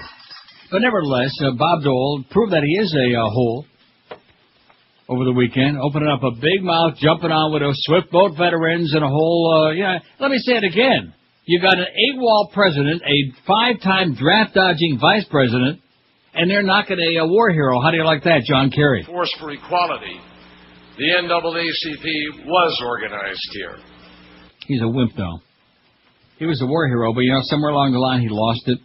Maybe that's where. Maybe they blew it off. In fact, the last caller, maybe he had a good point. The new Al Gore, the new, more reinvigorated Al Gore, who unfortunately we don't hear from anymore, but he ought to be running right now. How dare they drag the good name of the United States of America through the mud of Saddam Hussein's torture prison? Yeah, see, back when he was running in 2000, he had his balls all tied up in a knot.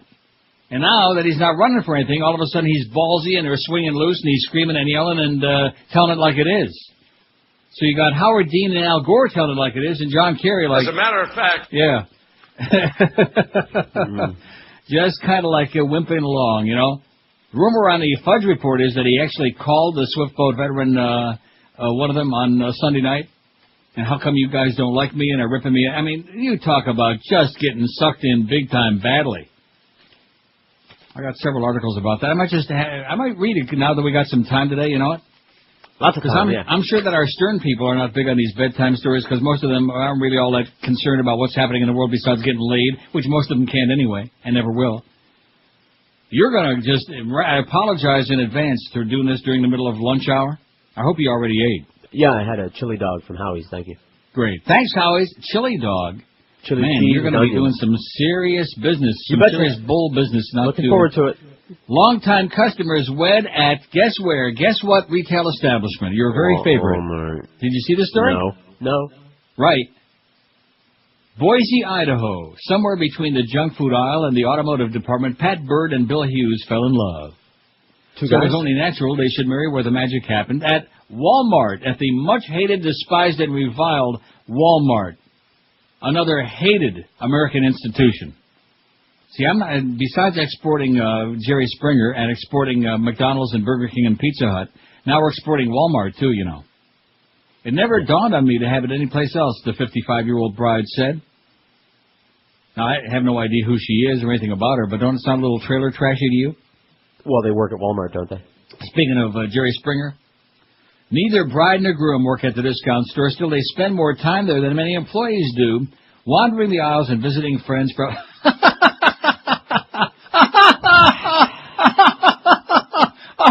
and die. I have no life. They spend more time than many employees do wandering the aisles and visiting friends for up to 6 hours a day, nearly every day since the store opened 2 years ago. I guess that tells you a lot about the social activities in Boise, Idaho, huh? They got pool tables in there, like that you can use, not just to buy. I talk to people and walk around for exercise, and we always buy a soda or a sandwich or something, 51-year-old Hughes said. If we're not here, the store people worry about us. They're our family. Both Pat Bird and Bill Hughes are disabled. They met 9 years. See, now you ought to be a little more sensitive. Well, look on the bright side. They could be calling talk shows all day. That's true. Well, they probably got their cell phone with them. They met 9 years ago, and Bill was a patient at a North Idaho hospital, and so was Pat's sister. He became a good friend, and when my sister died, we kept him in the family. She said he doesn't drive, and at any time he went to Walmart, I'd take him. They celebrated their blooming love with a ceremony Friday in Walmart's Garden Center. The store manager was a groomsman, and the fabric department employee was a matron of honor. The Garden Center employee, Chuck Ferruria, walked alongside Pat as she rode her motorized shopping cart down the makeshift aisle, her oxygen tank in a basket. A tisket, a tasket, Pat's tank is in the casket, in the basket. Well, they both sound real special. Who gives this woman in marriage? Asked Stacy Garza of the Free Will Church. Her friends and family at Walmart, Ferruria replied. Isn't that a heart-wrenching story? Yeah. It's wrenching right now. They spent up to 6 hours a day cruising the aisles at Walmart. Well, they got a little problem. I have no life. 5670560, pound 560 on the AT&T and Verizon wireless line. Now, we got some bad schedule news here today. No Mad Dog, that's always bad. Of course, he's never on anyway. Was he on yesterday? Yes, he was. Well, there you go. No Mad Dog today. Well, the fact that I'm here, we don't want to overdo it, you know. We don't want to give you too much of the A-team until after Labor Day. So we got Kim Bocamper in there today. He's going to bring that gigantic cow from the front of the University Dodge. And then the Humper, of course, is still, well, he's on vacation this week, so he's anything with a suspended vacation, will you pick it? So we got something much worse than you could ever imagine. Oh, between 4 and 6:30. Mo will be back tomorrow for Hank on the suspended Hank Goldberg on vacation show. But today it's Joe Zagacki. Marlin on deck at 7:30. The Giants in town to play the Marlins at the PP Park 7:05. And Eddie Kay, who just refuses to go away after the baseball game. What's the biggest problem with America is our poll question. 491 vote. We're going to do 500 pretty soon there, you know what? All righty. What's going on here? Goes to show you, if we actually have a show some days, we get a lot of votes on the poll. And then other days when we get on whenever they feel like it, which is good with us. We're not complaining, you understand. We're ecstatic. Us to make sure that their sons and daughters in uniform who risk their lives halfway around the world are actually going to come home to a country where they have a chance to live out their dreams and to find a good job. Well, he bores me. The biggest problem with America, the masses are morons, 193. Boy, you people have got your thumb right on it today. And a close second, a president who's an imbecile, 158, 32%. Abu Ghraib. Too many religious nuts, 45. Too many guns, only 20. They love their guns, man. Don't F with their guns. Lawyers, 17. The media sucks, 17. That should be a lot higher than that. Because the media is largely responsible for that first one. Crappy education system and the media combined to make a bunch of drooling idiots. We've lost touch with God, 12. Healthcare, 9. Too many fat people, 9. Bad work ethic, 8. Lack of respect for each other, 5. And there are no problems, that one goofball. Probably Greg Reed. There are no problems except the ones that Greg creates, which, believe you me, he's working overtime to make up a whole bunch more. And I think he may have already accomplished that, don't you? No, I'm sorry, I was reading this really funny picture I'm about to send you. You're reading the picture? Yeah. 5670560. We haven't taken line 9 and had somebody on there yet. QAM, hello. Too many Walmarts. See? Excellent. That was good. WQAM, hello. Leo. Yes, sir. You know what the hell is wrong with America and us Now, what is that, sir? What the hell is wrong with America anyway? We're too damn politically correct. I beg your pardon? We're too damn politically correct. We're too PC, Neil. We worry about everybody else's feelings. Ain't that right? Kerry needs to get tough on Bush, writes Bill Gallagher. I told him I'm going to read some of these articles today if it's the last damn thing I do, and it might be. Until Thursday, anyway. Then next week we go back to our regular schedule. Damn it. Gosh dang it. where I'm on every day. Of course, George will be filling out vacations, and the good news for me is that first week in October, I think, like around the 5th, something like that. Is it? Got another vacation coming, yeah. Don't I have it marked on the wall there? Damn you. I don't think so. I don't know if we got that far ahead. I see. Well, I got my book with me, and I'll have it like all the way through next year. Not that I'm planning vacations far ahead, you understand, right, I know. or anything like that. Reluctantly, very reluctantly. Kerry needs to get tough on Bush, writes Bill Gallagher, who writes in the Niagara Falls, whatever that paper is. Presidential challenger John Kerry must spice up his message and heed the example of his saucy wife, Teresa, he said. The Kerry camp ratcheting up the rhetoric. She was right on the money when she said some of Bush supporters heckling her at a rally that they want 4 more years of hell. The nonpartisan Congressional Budget Office now confirms the obvious truth that President Bush's tax policies are aimed at helping the richest Americans and shifting the burden for paying for the cost of government to the working middle class. Princeton economist and New York Times columnist Paul Krugman has long been on to Bush's radical plan to restructure the funding of government and who benefits and who doesn't as a result. It's simple, as Krugman points out. Bush's tax cuts favor the richest Americans and especially favored unearned income over earned income, leading in an inexorably elitist direction. It's a plan worshipped at the Petroleum Club in Houston and country clubs across America, and Krugman knows the ultimate payoff. Mr. Bush hasn't yet gotten all he wants, but he's taken a large step toward a system in which only labor income is taxed, Krugman writes. The CBO report shows a third of Bush's tax cuts have gone to the wealthiest 1% of Americans, and 2/3 of the benefits of the cuts went to households in the top 20% with an average income of over $203,000. And it goes on about he ought to say this, but in the meantime, he's kind of wimping along. I read which that is story. Why? Huh? I read that story. Good story. Did you? Yeah. On the website, you mean? Yes, I did. Well, I put a lot of those great. And I apologize to poor Josh. There was wondering how come these stories get on there so late some nights. Well, that's the way it goes. When you're out there losing your ass at Woodbine, huh? He's up late. He's a young guy. Is he really? I don't want to hear about. We don't want to hear too much about that because then somebody in the building get all excited, probably come in there and start sports. Yeah, that's the one. 12 minutes past noon at 560 WQAM. Let me tell you right now, for a limited time only, you can save more than ever before on top-selling mattresses from Dial Mattress. Call 1-800-MATTRESS today for extra discounts above and beyond their everyday low direct factory discount prices. Plus, now you'll get an extra 10% off on Serta's Perfect Sleeper Magnolia. Combine these savings with the Dial Mattress award-winning service. They're ranked #1 in overall customer satisfaction as winners of the 2004 Better Business Bureau Local Torch of Excellence Award, and their on-time delivery policy that still lets you pick the 2-hour window when you want that mattress delivered, and you can be a satisfied customer like I've been for years. Have a college student in need of bedding? Pick up the phone right now and call 1-800-MATTRESS. You can get same-day delivery to all major colleges and universities from Miami to Maine. From Kendall to Stewart, Palm Beach to Fort Myers, Dial Mattress can deliver the finest bedding going anywhere at an unbeatable price.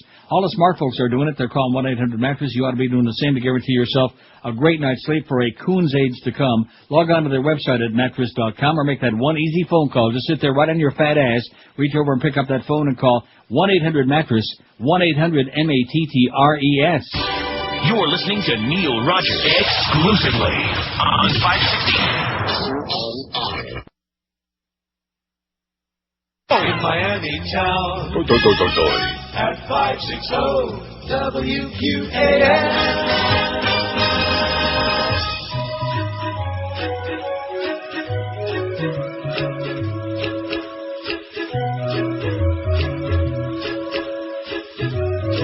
I'm dying over here. They raised the terror level high, and I'm afraid I'm going to die. I'm worried. Yes. Not happy. They say Al-Qaeda has a chance, and I think I just peed my pants. I'm worried. Not happy. I'm worried, not happy now. I'm worried.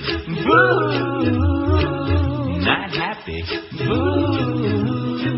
I'm worried, not happy. I locked the doors and closed the drapes. I bought 100 rolls of duct tape. I'm worried. Not happy. If they change it from orange to red, I'll go and hide under my bed. I'm worried.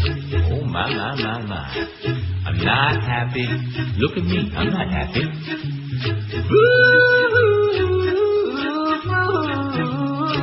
I'm worried. Not happy. I'm worried, not happy. 12:18 at 560 WQAM. Kimba Camper for the Mad Dog at 2. And Joe Zagacki, and we apologize in advance for the vacationing and suspended Hank Goldberg at 4. Vacationing and suspended. Yeah. Not necessarily in that order, by the way. Officials say hundreds of John Kerry yard signs have been stolen in Florida, a region known as Bush Country, Pensacola. Hundreds of yard signs supporting Democratic presidential candidate John Kerry have been stolen and vandalized in this heavily Republican region known as Bush Country, prompting some Kerry supporters to hang signs from trees to deter burglars. Maybe they ought to hang some of them Bush supporters from trees. They used to be real big up there in that neck of the woods, you know what I mean? Yeah, then they'd hanging people from trees. About 350 signs have been stolen, according to Panhandle for Kerry organizers, which met with Pensacola police yesterday. The group has distributed nearly 3,400 signs. Police said they would increase patrols, and Panhandle for Kerry members plan to conduct neighborhood watches, said the group's chairman, Jerry Holt. We have the availability, the funds, and the will to replace every sign when we find out it's missing, he said. Pensacola resident Ann Bennett lost 4 Kerry signs from her front yard before putting out a homemade sign that read, "Nice people don't steal or vandalize." She hung her latest sign from a pine limb 15 feet in the air. Northwest Florida is a Bible Belt region filled with military bases, veterans, and right-wing Republican Farbissen voters. In 2000, Bush beat Al Gore by better than 2-to-1 margin. But it says here they think Gore will do better this time. How do we know? Yeah, I think he's going to do better. Oh, and speaking of our website, that was a fabulous picture, which I got in front of me right now. Is that going to be on there momentarily? Which one's that? The Hitler and Bush picture. Oh, I already sent it to Eric, so it will be on as soon momentarily. as, And the Boca Brian video, which I haven't watched yet, but what's that all about? It's his very first video bit. And, right. It's spectacular, if you ask me. Oh, I got to see that during. Well, I don't know if I'm going to have time during the break. How long does it run? 2 minutes at the most. Oh, like I said, as soon as the show's over, I'll take a puke at it.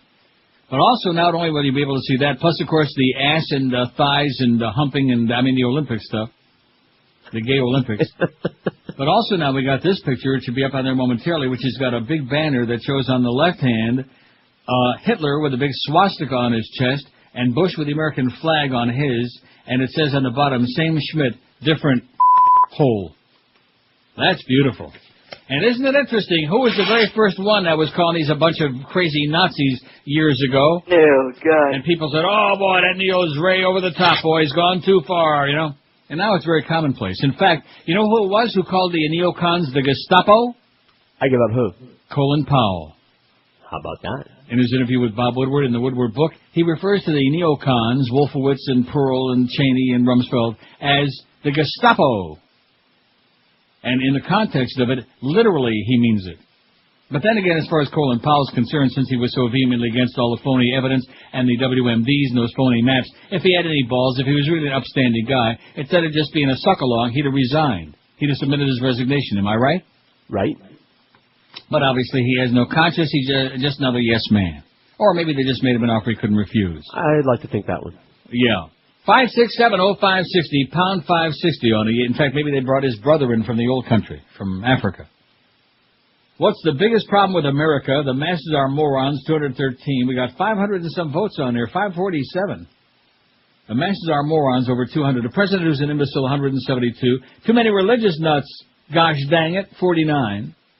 I noticed that Stern does the GD thing just incessantly, constantly. And he got you the other day, because I actually was in here doing some work and listening for 5 minutes. He got you, Duff. Oh, huh? Duff. The button fairy. Because he said the word real quick, and then he said it again like about 3 seconds later to make sure it got on the air. Too many religious nuts, 49, damn it. Lawyers, 21. The media sucks, 21. Too many guns, still only 20. They love them guns, man. I can only imagine what they're doing with them.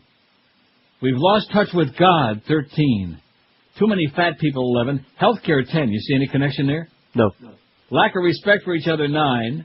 Bad work ethic, 8. And there are no problems, only 1. Ray Perry was the one who voted there are no problems. I see. WQAM, hello. Yeah, Neil, I got a question for George. Yeah? The director of Irreversible, what's another movie that he did? I know they mentioned I don't know. I forgot. I don't have it on me. He don't know. Call him tomorrow. He'll tell you. Look it up. Do some research. Callers kept telling me. I forgot it. Irreversible? Yeah, it's gruesome. You wouldn't like it. Oh, God. It's not like that one with the toilet bowl one. No, worse. Oh, great. Right up your alley. Damn WQAM line 9. Hello. Not enough guns. Yeah, you're case in point, baby. Believe me. Yeah. Good point. WQAM. Hello. Oh, God. George is so obsessed. Yeah. Okay. Good. WQAM. Hello. Yes. How are you? You on the air? Great. How are you? Good. Go ahead. Speak to us. Oh, we're on the air, right? Sounds like you. All right. Sounds good to me. How you doing today? I'm doing Listen, good. Just wondering Let me ask you a question, about okay? One real issue there. Today? Yeah, what's that? Okay, because I know I got a wonderful show. I've been listening to you for years. Great. If Bush is reelected, the big businesses will profit, and the small businesses such as mine will lose money. Let's talk about a real issue once in a while. All right? Let the people know this way. You're a big influence down here. You could influence people to vote the right way because most of these people just don't know. Well, let me ask you: Am I trying every day? Am I not putting all these stories on the air? Am I not putting them on the website? I'm trying, baby. Yes. But Okay. one more thing.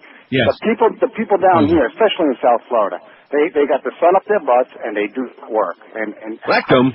I tried so many times to get people to work, but they just don't want to work, and it's amazing. And that's what the biggest problem is. It's actually cheaper to get something from China delivered to America than it is for us to make it ourselves.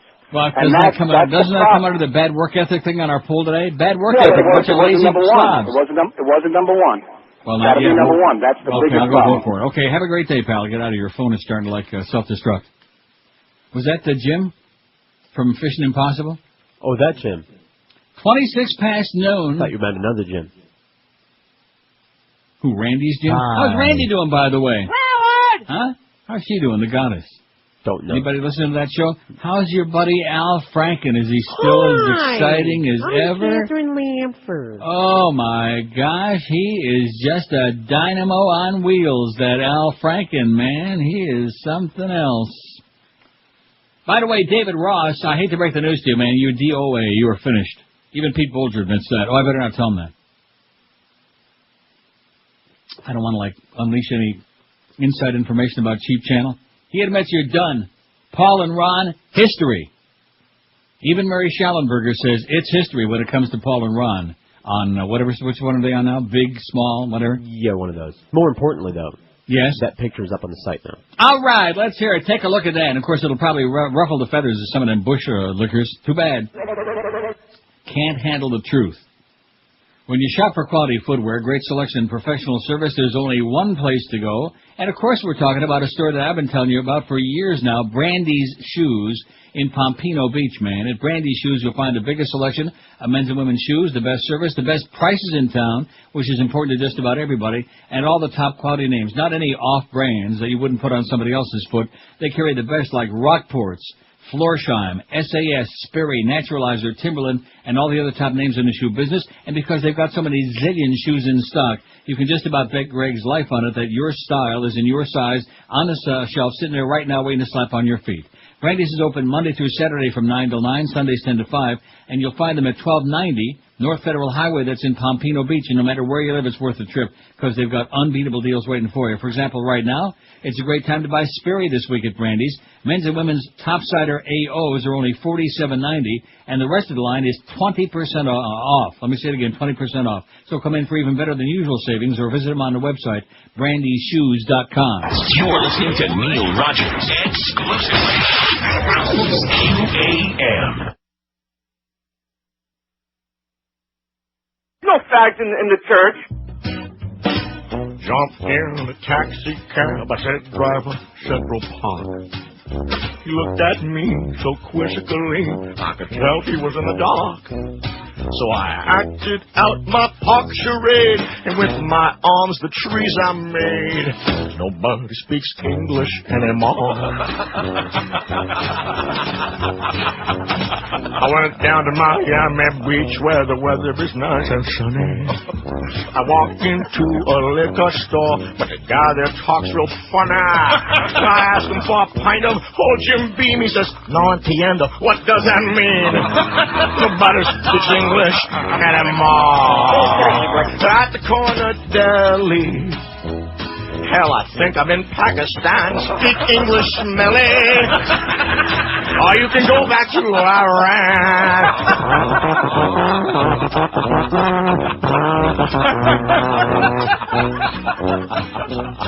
I came here many years ago. Learned my ABCs. I don't say muchas gracias. I say pretty please. So get yourself to a classroom quick. You're an American now. Stop making me sick. Nobody speaks English anymore.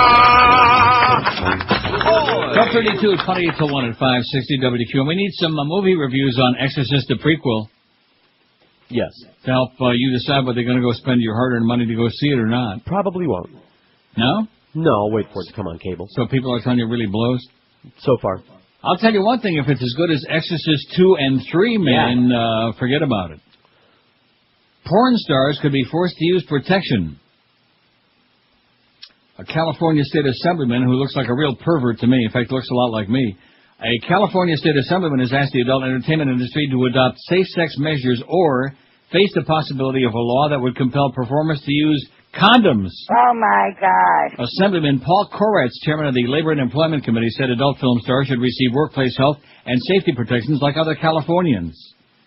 I strongly encourage and fully expect the adult entertainment industry to require the use of condoms, said Koretz, a Democrat from West Hollywood, in a letter mailed to 185 porn producers and publishers last Monday. Failure to do so is irresponsible and invites the legislature to exercise its authority to mandate more stringent actions. Koretz's comments follow a recent HIV scare that prompted producers to stop filming for a few weeks. 2 actors tested positive for HIV. I don't think it's the place of the authorities to decide whether the actors are to use condoms or not, said Lexington Steele, president of Mercenary Pictures, who, like many other producers, opposes mandating condom use. Hey, listen, it's their funeral, right? Exactly. Why should we care? Why should the government stick their nose in it, so to speak? Bob Herbert writes, a chill in Florida. Boy, this is a good column. You can't tell me that we're going to do this again, are we? Are we going to do it again? Yes. Oh, please. Cracker, please. He says the state police investigation into get-out-the-vote activities by blacks in Orlando fits perfectly with the political aims of fat-ass Governor Jeb Bush and the Republican Party. The Republicans were stung in the 2000 presidential election when Al Gore became the first Democrat since 1948 to carry Orange County, of which Orlando is the hub. He could not have carried the county without the strong support of black voters, many of whom cast absentee ballots. The GOP was stung again in 2003 when Buddy Dyer, a Democrat, was elected mayor of Orlando. He won a special election to succeed Glenda Hood, a 3-term Republican who was appointed by Florida Secretary of State by Governor George Bush. Do you get that? Mr. Dyer was reelected last March. As with Mr. Gore, the black vote was an important factor. These 2 election reverses have upset Republicans in Orange County and statewide. Moreover, the anxiety over Democratic gains in Orange County have entwined with the very real fear among party stalwarts that Florida might go for John Kerry in this year's presidential election. All right. It is in this context that 2 of the ugliest developments of the current campaign season should be viewed. A Democrat can't win a statewide election in Florida without a high voter turnout, both at the polls and with absentee ballots of African Americans, said a man who is close to the Republican establishment in Florida, but of course asked not to be identified. It's no secret that the name of the game for Republicans is to restrain that turnout as much as possible. Black votes are Democratic votes, and there are a lot of them in Florida. The 2 ugly developments, both focused on race, were the heavy-handed investigation by Florida state troopers of black get-out-the-vote efforts in Orlando and the state's blatant attempt to purge blacks from voter rolls through the use of a flawed list of supposed felons that contained the names of thousands of African Americans and conveniently very few Hispanics. Florida is one of only a handful of states that bar convicted felons from voting unless they successfully petition to have their voting rights restored. The state's felon purge list had to be abandoned by Glenda Hood, Secretary of State, and yes, former mayor of Orlando, after it became known that the flawed list would target blacks but not Hispanics who are more likely to vote Republican in Florida. The list also contained the names of thousands of people, most of them black, who should not have been on the list at all. Ms. Hood, handpicked by fat-ass Governor Bush to succeed the notorious Katherine Harris as Secretary of State. By the way, did you hear about Katherine Harris's plane? Huh? Something happened? Ms. Hood, handpicked by Governor Bush to succeed the notorious Katherine Harris as Secretary of State, was forced to admit that the felons list was a mess. She said the problems were unintentional. What clearly was intentional was the desire of Ms. Hood and Governor Fat-Ass Bush to keep the list secret. It was disclosed only as a result of lawsuits filed under Florida's Admirable Sunshine Law. Meanwhile, the sending of state troopers into the homes of elderly black voters in Orlando was said by officials to be a response to allegations of voter fraud in last March's mayoral election. But the investigation went forward despite findings in the spring that appeared to show the allegations were unfounded. Why go forward anyway? Well, consider that the prolonged investigation dovetails exquisitely with that crucial but unspoken mission of the GOP in Florida to keep black voter turnout as low as possible. The interrogation of elderly black men and women in their homes has already frightened many voters and intimidated elderly get-out-the-vote volunteers. The use of state troopers to zero in on voter turnout efforts is highly unusual, if not unprecedented in Florida, but the head of the Florida Department of Law Enforcement, Guy Tennell, who was also handpicked by fat-ass Governor Bush, has been unfazed by the mounting criticism of this use of state police. His spokesman have said a person of interest in the investigation is Ezzie Thomas, a 73-year-old black man who just happens to have done very well in turning out the African-American vote. He's a person of interest. I see. From the GOP perspective, it doesn't really matter whether anyone is arrested in the Orlando investigation or even if a crime was committed. The idea in Orange County and elsewhere is to send a chill through the democratic process, suppressing opposing votes by whatever means are available. Little dirty trick there, huh? Just like all this business about Vietnam and about swift boat veterans this and all this other bullcrap. Desperate. Change the subject. And unfortunately, of course, pretty much Kerry's wimped out. Wouldn't you agree? There's no doubt. Where's Howie when we need him? Where's the beef? Where's that chutzpah, man? That's right. That's what we need. Desperately, more than ever before, we need Howard Dean now. Is it too late to change? Let's have that convention all over again. One more time for the Gipper. For the Gimper. Damn it. Democratic Party, at least they're consistent, man. They have a death wish. 21 till 1 at 560 WQAM. You know, over the years I've told you about Chuck Alfieri and his patented hair systems. Charles Alfieri is the best in the world. For over 35 years he's been providing amazing natural-looking hair systems that are virtually 100% undetectable and introducing the latest development in hair restoration. Right now it's called the new laser light therapy treatment. It's used for treating fine and thinning hair. This new treatment that is FDA certified restores hair and scalp back to its healthiest state while increasing hair shaft density and volume. And who wouldn't like to have their shaft density increased? And volume. The new laser light therapy and its cool laser light device is effective on both men and women, and it's a painless, non-invasive treatment that's completed in about half an hour. Charlie and his staff have witnessed dramatic results with this new system that impedes hair fallout for those of you with fine and thinning hair. So stop thinking that it's going to be a miracle that's going to make your thinning hair stop falling into the sink, shower, or on the floor, and give Charlie a call to learn more information about the new laser light therapy treatments. There's no obligation, because this really can solve your thinning hair problems. You ought to make the call. It can truly change your life. Call toll-free 1-800-321-2413.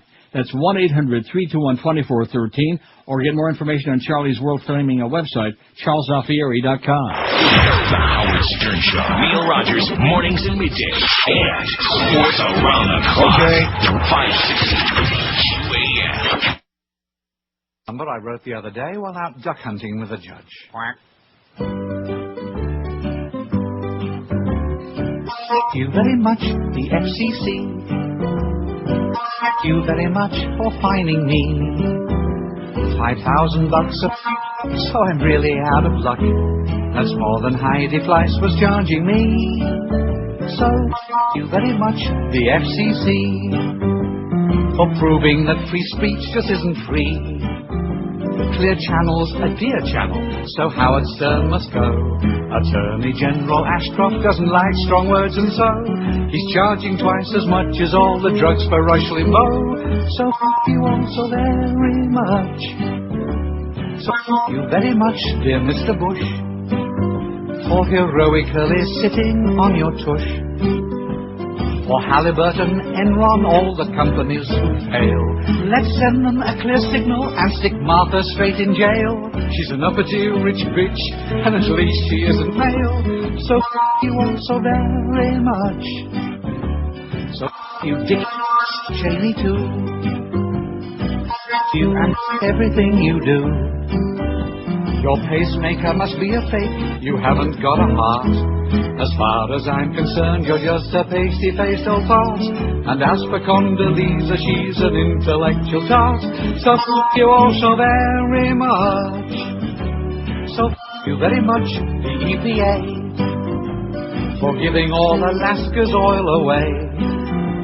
It really is a bummer when I can't fill my Hummer.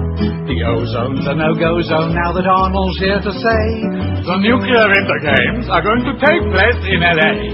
So you all so very much. So what the planet fails, let's save the great white males. And you all so very much. 12:45 at 560 WQAM. Did we ever do best, funniest comedian group solo? I think we did. Did we? But since we don't remember, we can do it again. Yeah, let's do it again. I forget, no matter what it is. I forget. Did we ever do what's the biggest problem with America? I don't know. Let's do that. Let's do that one. Chris says, since Mo has been filling in for the ailing Hank Goldberg. For the ailing Hank Goldberg? Sure, why not? One story's as good as another. Yeah. Oh, yeah, Hank's sick, okay? No, he's on vacation. No, he's suspended. Well, he's just ain't here. He ain't around. Since Mo's been filling in for the Hank Goldberg, I've had a chance to listen to him, says Chris. The similarities to Joey Reynolds are frightening. Wow, that's the ultimate shot, isn't it? I can't think of a worse one. Mo laughs at all of his own juvenile jokes. Mo was moved from the morning to afternoons, as was Joey. However, the greatest similarity for myself is the afternoon slumber that both men provide. Well, no extra charge. And here's the... Oh, no, what is this? Is this from you? Huh? I don't know what you're talking about.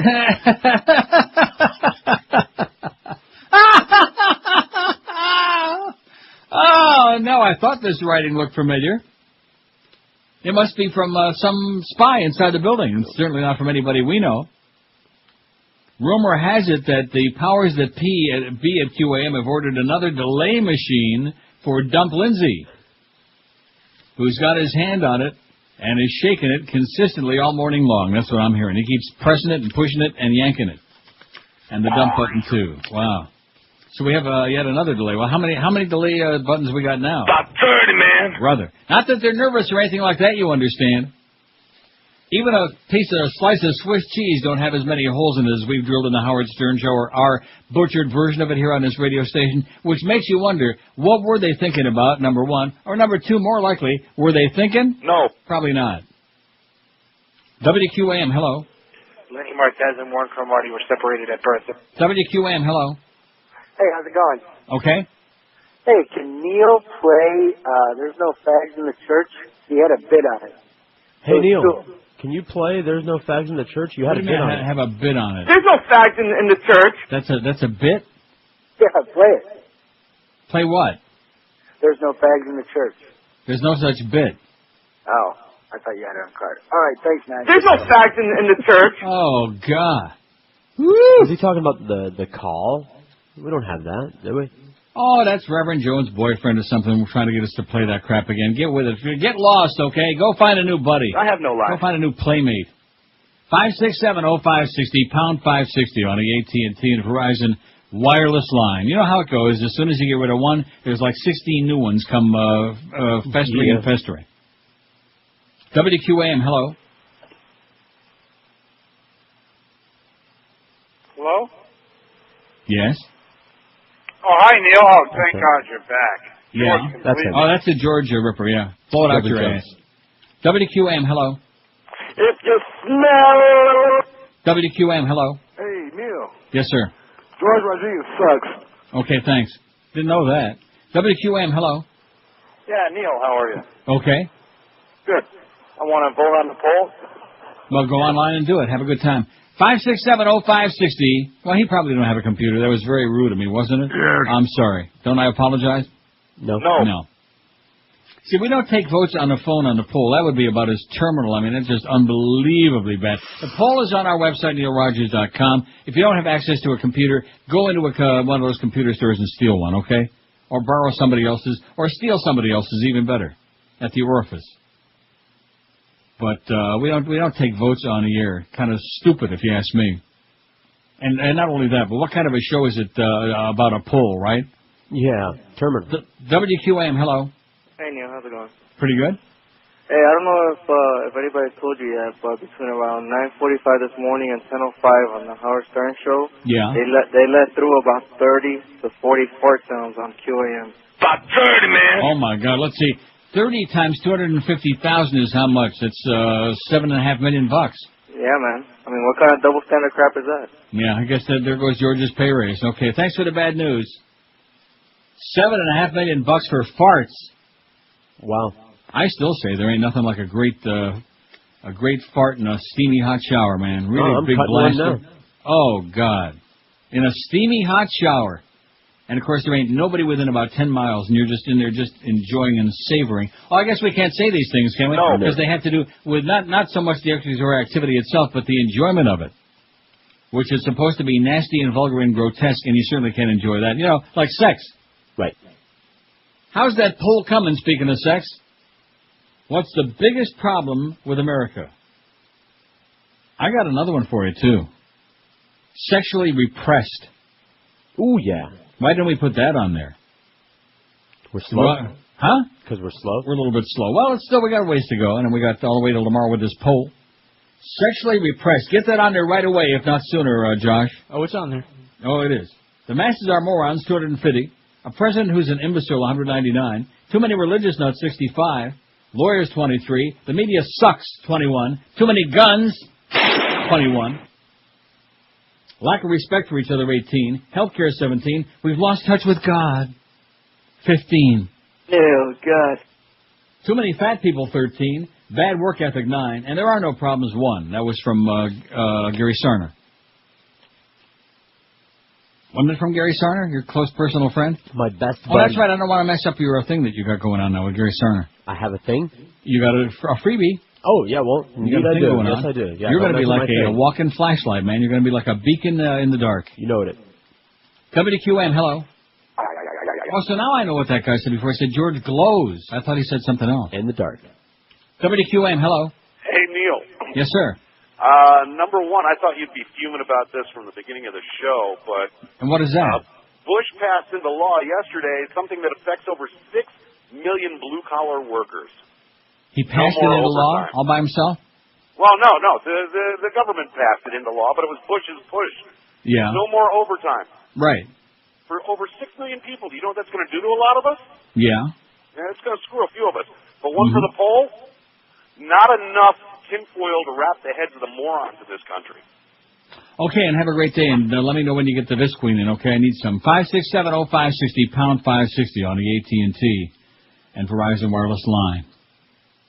Well, I'm fuming because I'm not getting any overtime either anymore. That's right, for all those extra hours you're putting in. Pretty upset about it. WQAM, hello. Neil.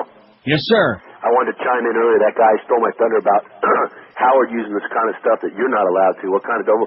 Exactly. Wait. Let's slow down, okay?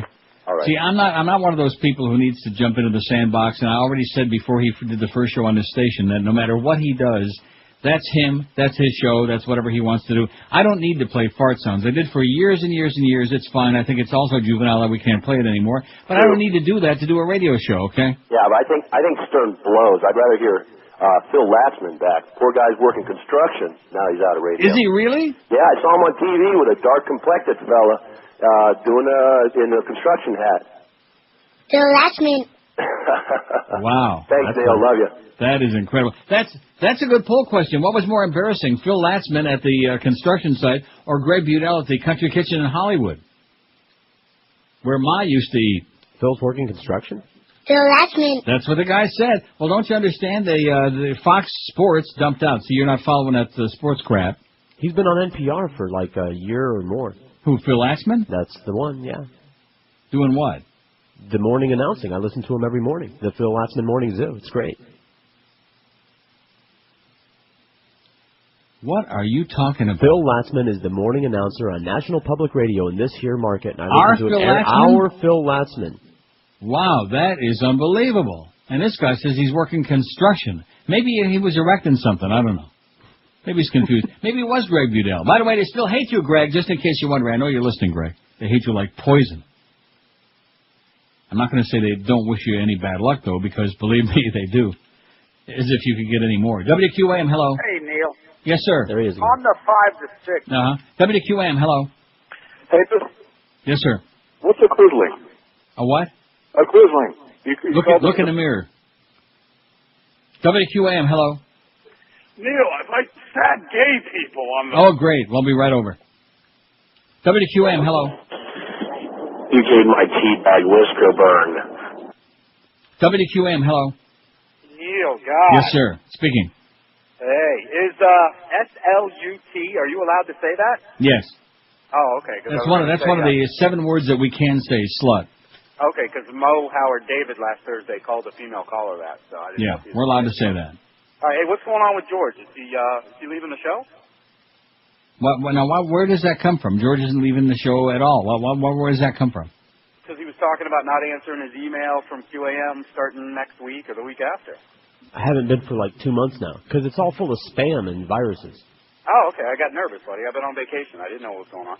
Well, I mean, when you're dealing with, if you've been away and you're dealing with this station, I can understand you being nervous because we haven't got any idea. I got a schedule here that's like in pencil and half of that. No, seriously, we haven't got any idea what's going on here. Dry erase. Oh, I know, man. I don't even know what's going on with Hank anymore. Who? All right, Neil. Have a good day. See ya. Who did he say? The humper? That was funny. 12:56. I'm going to tell you, they better not mess with my buddy Fat Hank, or I'm going to be really porked off, okay? They better get that all straightened out and stop. I mean, this business of putting the... You remember that poll we took not too many days ago? And I'm sure you did. Who would they rather hear in the afternoon? And Mo and Geldy were duking it out for dead last place. Hank edged out Rick and Suds #1 by a million miles over anybody else. And Mo and Geldy... We're really battling neck and neck, nose to nose, and in Geldy's case, that's quite a battle, for dead last. I mean, way, way on the ass end. And they're going to put that loser on there that afternoon with his ponderous interviews with all his horseball buddies in the sportscasting business, including Dennis, excuse me for being a right-wing lunatic, Miller. Oh, my God. That's really embarrassing. But then again, it's QM, we don't mind. If you have a business or you're in charge of ordering inkjets, thermocarbon paper, and supplies, pick up that instrument right now and call 800-287-9212. That's the number for A-Laser Recharge, the toner and recharge cartridge specialists. They provide service, support, and maintenance for most makes and models of machines to make them run just like brand new again. When you call 1-800-287-9212, you'll save money on all your printing and office equipment supplies. For those of you who haven't called, what could you possibly be waiting for? When you call 800-287-9212, you'll be dealing with Just Bob, who's been supplying businesses in South Florida for what they need, most cases within 24 hours, for a coon's age. A-Laser Recharge can save you up to 50% on new cartridges as compared to depot pricing, and all the cartridges sold by A-Laser Recharge are remanufactured, not refilled. Any schlep can sell you a cheap refilled cartridge, but you only get what you pay for. Remanufactured cartridges are the only way to go. Write this number down on your wrist. 1-800-287-9212 and call them as soon as you can to save a lot of money. A-Laser Recharge is proud of their individualized service, offering a no questions asked satisfaction guarantee. If it's toner, cartridges, all of these things you need, just pick up that phone with that one easy call. You'll have your goods in no time at all. Call Just Bob at A-Laser Recharge, toll free, 1-800-287-9212. That's 1-800-987-9212, or on the web it's alaserrecharge.com. The Howard Stern Show. Neil Rogers, mornings and middays. And sports around the clock. 560 WQAM. Angel Neil Rogers on 1-2 hour.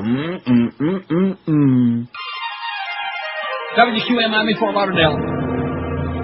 Everybody hates everybody all the time. Absolutely. That's the way of life in Florida. Foreheads pop with rage and anger.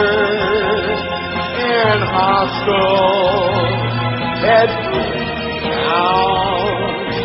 Everybody hates everybody all the time. Riding on intolerance and fear.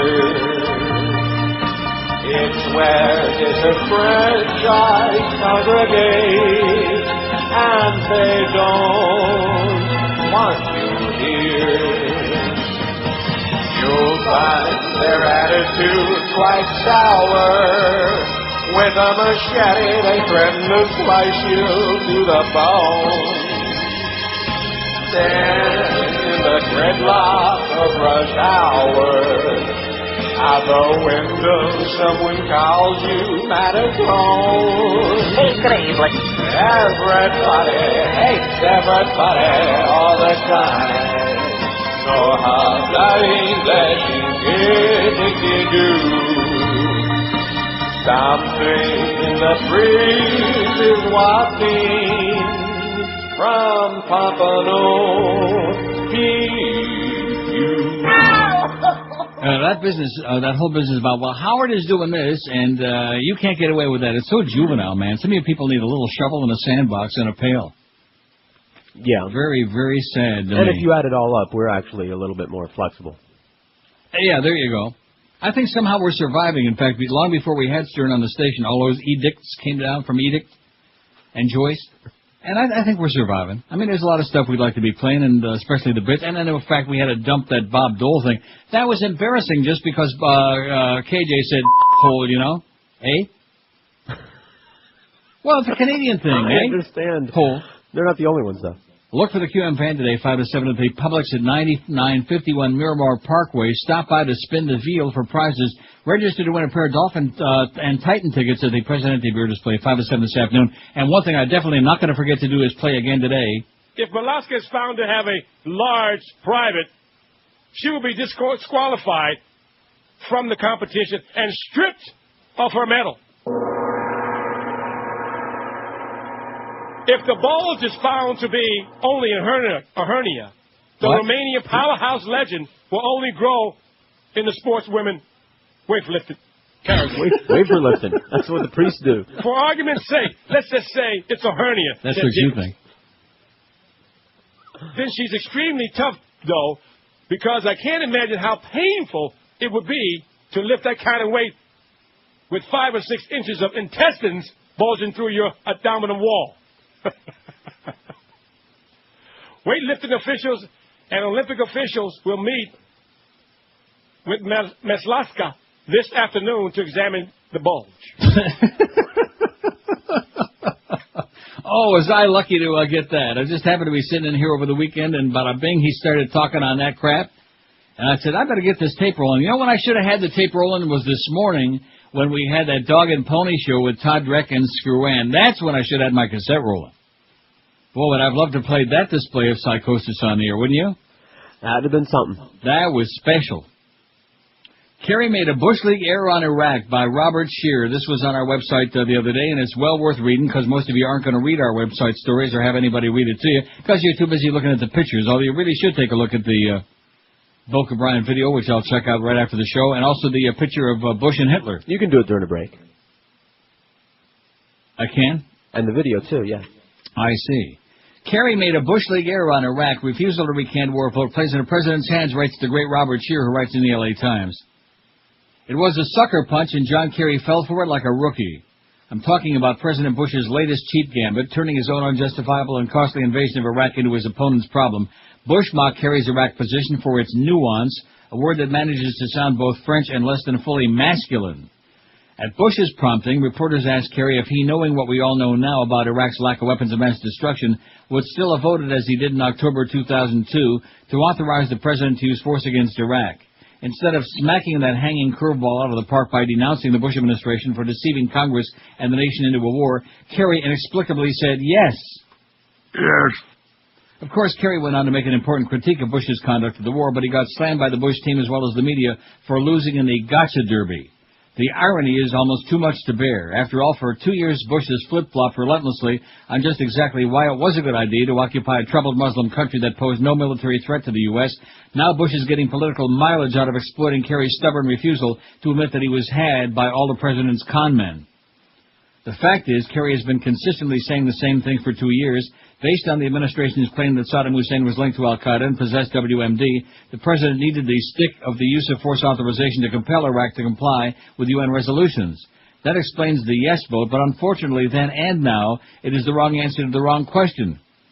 Kerry should have known by the fall of 2002 that Bush was hell-bent on invading Iraq and that to do so would severely undermine the war on terror. Everything emanating from the White House at that point made it clear that the president was highly unlikely to be satisfied by simply securing a new UN inspections regime. At a minimum, Congress had a responsibility to hold hearings to examine intelligence on Iraq, which even then was causing enormous tension between intelligence analysts and spinners in the White House and the Pentagon. After all, the Constitution is as clear as the framers could be on the primacy of Congress in declaring war. Kerry and the rest of the Congress should have considered the facts even if the White House refused to do so. This was doubly true after the UN inspectors were allowed back into the country and gave unprecedented access, and here's where Kerry and Bush's positions on Iraq diverge. I thought we ought to reach out to other countries. We ought to build an international coalition. We ought to exhaust the remedies available to us, Kerry pointed out last week. Bush uses the word nuance, but the difference is huge because the most bizarre aspect of Bush's march to war and occupation was his argument that we couldn't wait a few weeks for UN inspectors to finish their search for those non-existent doomsday weapons. Didn't we owe it to the teenagers we were about to send into battle in a foreign land to exhaust the remedies available to us?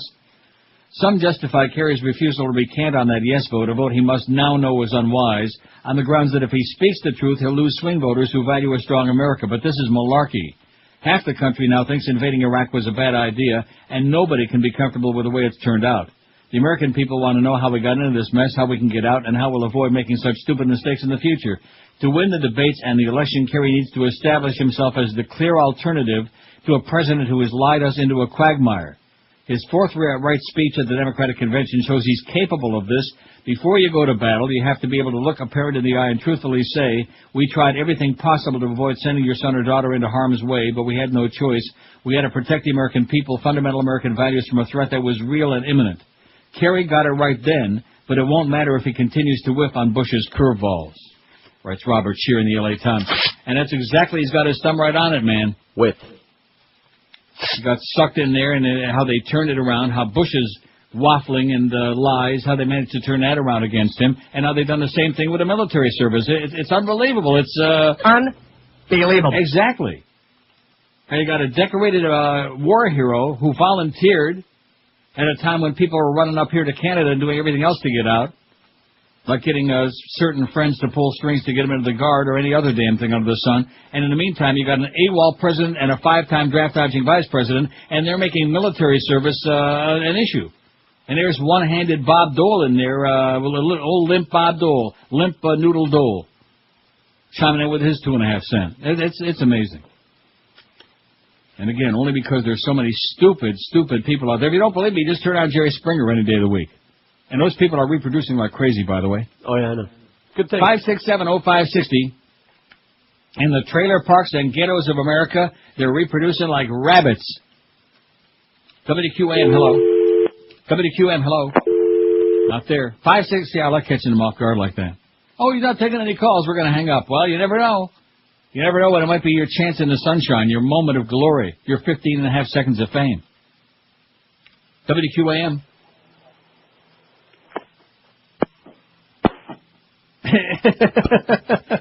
These are some of the best calls we've had today, as a matter of fact. WQAM, hello. Can I speak to Neil? Speaking. Neil, what happened to Al Goldstein? I feel bad for the guy. Meaning what? What does that mean?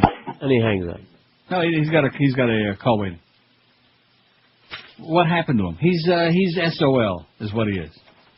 He made a lot of enemies. He invited people to come and nail his ass, and they did, and now he's, got problems. Plus he ate too much and bought too many expensive cigars. 12 minutes after 1. That's pretty timely, wasn't it? Yeah. I think George will handle that when he's on. Maybe tomorrow you want to do a couple hours on your friend Al Goldstein. Hey. And don't forget, use the apartment. Use the apartment. Sure. Any day now. But and now it's like, use the blanket on the street corner. Use the cardboard. Let me tell you right now about something a lot more pleasant than grotesque fat people who've gone the way of the wind. Dry Concepts, man, they've been cleaning the carpets in my house for over 20 years. In fact, they've been doing it in South Florida since 1979, making carpets look brand new, and they'll do exactly the same for you. Why would you, if you're in your right mind, Why would you call anybody else when these people are the best in the business? They don't play any games, no scams, no rip-offs. They give you a guaranteed written price up front before they start doing the job. They dry clean your carpets. They're the only people in the world who do this. And it sucks out even the deep down dirt and germs way down there in the carpet you can't see, hopefully, with the naked eye, and makes your carpet smell lemony fresh, look and feel just like brand new, and your carpets stay cleaner longer and last longer, too. They're dry in a couple of hours, so you really can clean today and entertain as soon as tonight.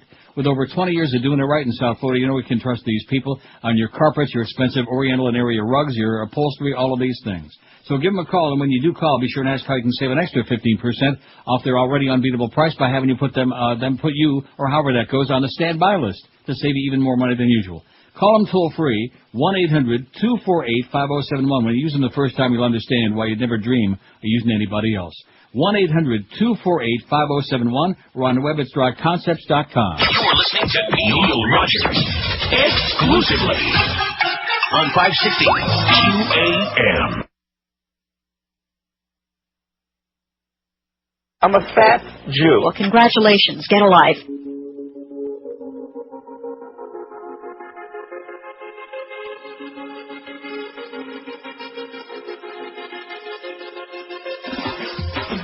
All the things are said, now they can't be said. Janet children, then the FCC went and threw a fit. All the things are said, now they can't be said. Case they giving and John is dead. FCC has said, we have had enough. We have had enough. We're in serious shit. Freedom totally lost. If I say couple, I am totally f***ed. Talk radio has run out of luck. Cause the FCC's run by a f***ing. I keep asking myself, wondering how get girls to show their and guys can say wow. They handpick this guy, should just throw in the towel. The FCC's run by Michael Powell. This is the not Colin Powell. All the things are said, now they can't be said. Janet Schroeder, then the FCC went and threw a fit. All the things are said, now they can't be said. Can't they giving and job is said. FCC is said, we have had enough. We have had enough. I'm dying over here. You ain't seen nothing yet. 117. Now, this Book of Brian bit, you didn't tell me I had to download his Well, I BitTorrent didn't know either until I and all this started, other, huh? I'm doing that now. No, I didn't know. I and all this obviously... other chazarai. I don't have time to do that in the middle of the show. In fact, I don't even know if I'm going to be able to do it at the end of the show because it requires a whole song and dance It's and easy. standing on your head. What? It's easy, but nevertheless. At any rate. And also, I noticed, because the reason I did the last couple of live IDs, we're not running legal IDs at the top of the hour. That's right. We don't have any. Oh, no. They're supposedly in your exits now. Not the Yeah, but you don't understand. I don't play those after the break. Our special Neil Rogers and sports around the clock. WQAM, Miami, Fort Lauderdale. So I guess the deal is now that when I go to the... yeah, they're in the exits now instead of the rejoins. That's what Oh, my God. What a bunch of crap. We don't have them? Well, why can't you... WQAM, Miami, Fort Lauderdale. There you go. You got the... Wait a minute. We don't want to put his voice on here. Who was that? That was me. Who was that masked man? That was funny. masked man there. Huh? No, that would be good. In fact, I got to have that. Don't let me forget Thursday morning. You do have it. I do have it? Hank-ID. Get out of town. I never bye. play that. I never play that. Oh, are you leaving? I never played that in my life. WQAM, Miami, Fort Lauderdale. Great. All right. Well, at least we're keeping his memory alive anyway. That's a beautiful thing. Thank you, whatever your name is. Fat man? Mystery man? Who was that man? Yeah. Speaking of mystery, mystical, now, how do you say this? Kabbalah? Okay. Kabbalah. Or Kabbalah. Mystical Kabbalah. And here I'm asking this little spick. Here's this old Jew asking a spick about a Jewish thing. I read it's all all about crap, man. It's all such chazarai, as the Goyim say. Mystical Kabbalah sparks new interest. The View from Here is a slice of local life by Sun Sentinel reporters. Today, religion writer Mark I. Pinsky contributes. Sounds so Jewish. I wonder if he's kin to Brian Pinsky, not spelled the same way. The harness race driver from Chicago? I doubt it. Maybe Sterling Book. He's Jewish. The dozen men and women sitting around the U-shaped table arrangement look nothing like A-list Hollywood celebrities, yet they come to the austere synagogue social hall in Maitland each Thursday night to study Kabbalah. Kabbalah. They say, you say Kabbalah and I say Kabbalah. That's that city in Baghdad. No, The same mystical tradition that has captivated entertainment luminaries such as Madonna, Paris Hilton, Ashton Kutcher, Coochie Coochie Coo, Britney Spears, and Demi Moore. Coochie. Oh, that's who was allegedly doing Nick Carter, wasn't it? Who was that? Paris Hilton and Nick Carter. Now, are you buying that? No. For like a half a second? The scandal of the whole thing just keeps getting bigger and bigger and bigger. All of these fags and fag hags and phony, the J-Lo crap. Has J-Lo ever met a straight guy? No. I don't think she ever met one yet. According to Kabbalah, the Hebrew letters that form 72 different names for God can offer the power to resist diabolical threats, as well as to induce physical healing. In other words, the mystical belief system maintains that at the instant of creation, the universe was shattered, splintering into divine sparks. I wonder what Randy Sparks would say about that. Scholars say the objective of studying Kabbalah is to transcend the material world, sometime with the help of angels. Oh, yeah. Like J.T. Snow. He used to play for the Angels. And now he plays for the Giants. So, by the way, he'll be in town tonight. That's right. Golden Glove winning J.T. Snow. One of my favorites. You go, J.T. But not too much, though, because we want the Marlins to win. They need to win. Actually, they're like they got a shot, you know. They still, if they turn on those afterburners, they got a shot at that wild card. Anybody care? No. No, they're like, they're waiting for you to catch fire. Then they'll hop on board again. Sound confusing? Seeking a simplified explanation of Kabbalah is like asking a fast food question that requires a gourmet answer, says Rabbi Shalom Dubov. I thought his name was going to be Shlomo. I love Shlomo. A congregation, Ahavas Yisrael, who leads the Maitland group. Ahavas Yisrael. Sounds so Jewish, you know it? There is a positive side to Hollywood's fascination with Kabbalah, Dubov says. Madonna raised an awareness that's causing Jewish people to question and explore that aspect of Judaism which until now was off limits. In other words, like cheeseburgers and pork. Mysticism and angels are disturbing concepts for some Jews who are rooted in modern rationalism, yet despite its complex, esoteric way of looking at the cosmos, Kabbalah has caught celebrities' fancy. Just like that, I see that Tom Cruise had a big article the other day, too, about insisting that Scientology is great and that it helps when you're in the closet and all these other great things. Yeah, what if you're not?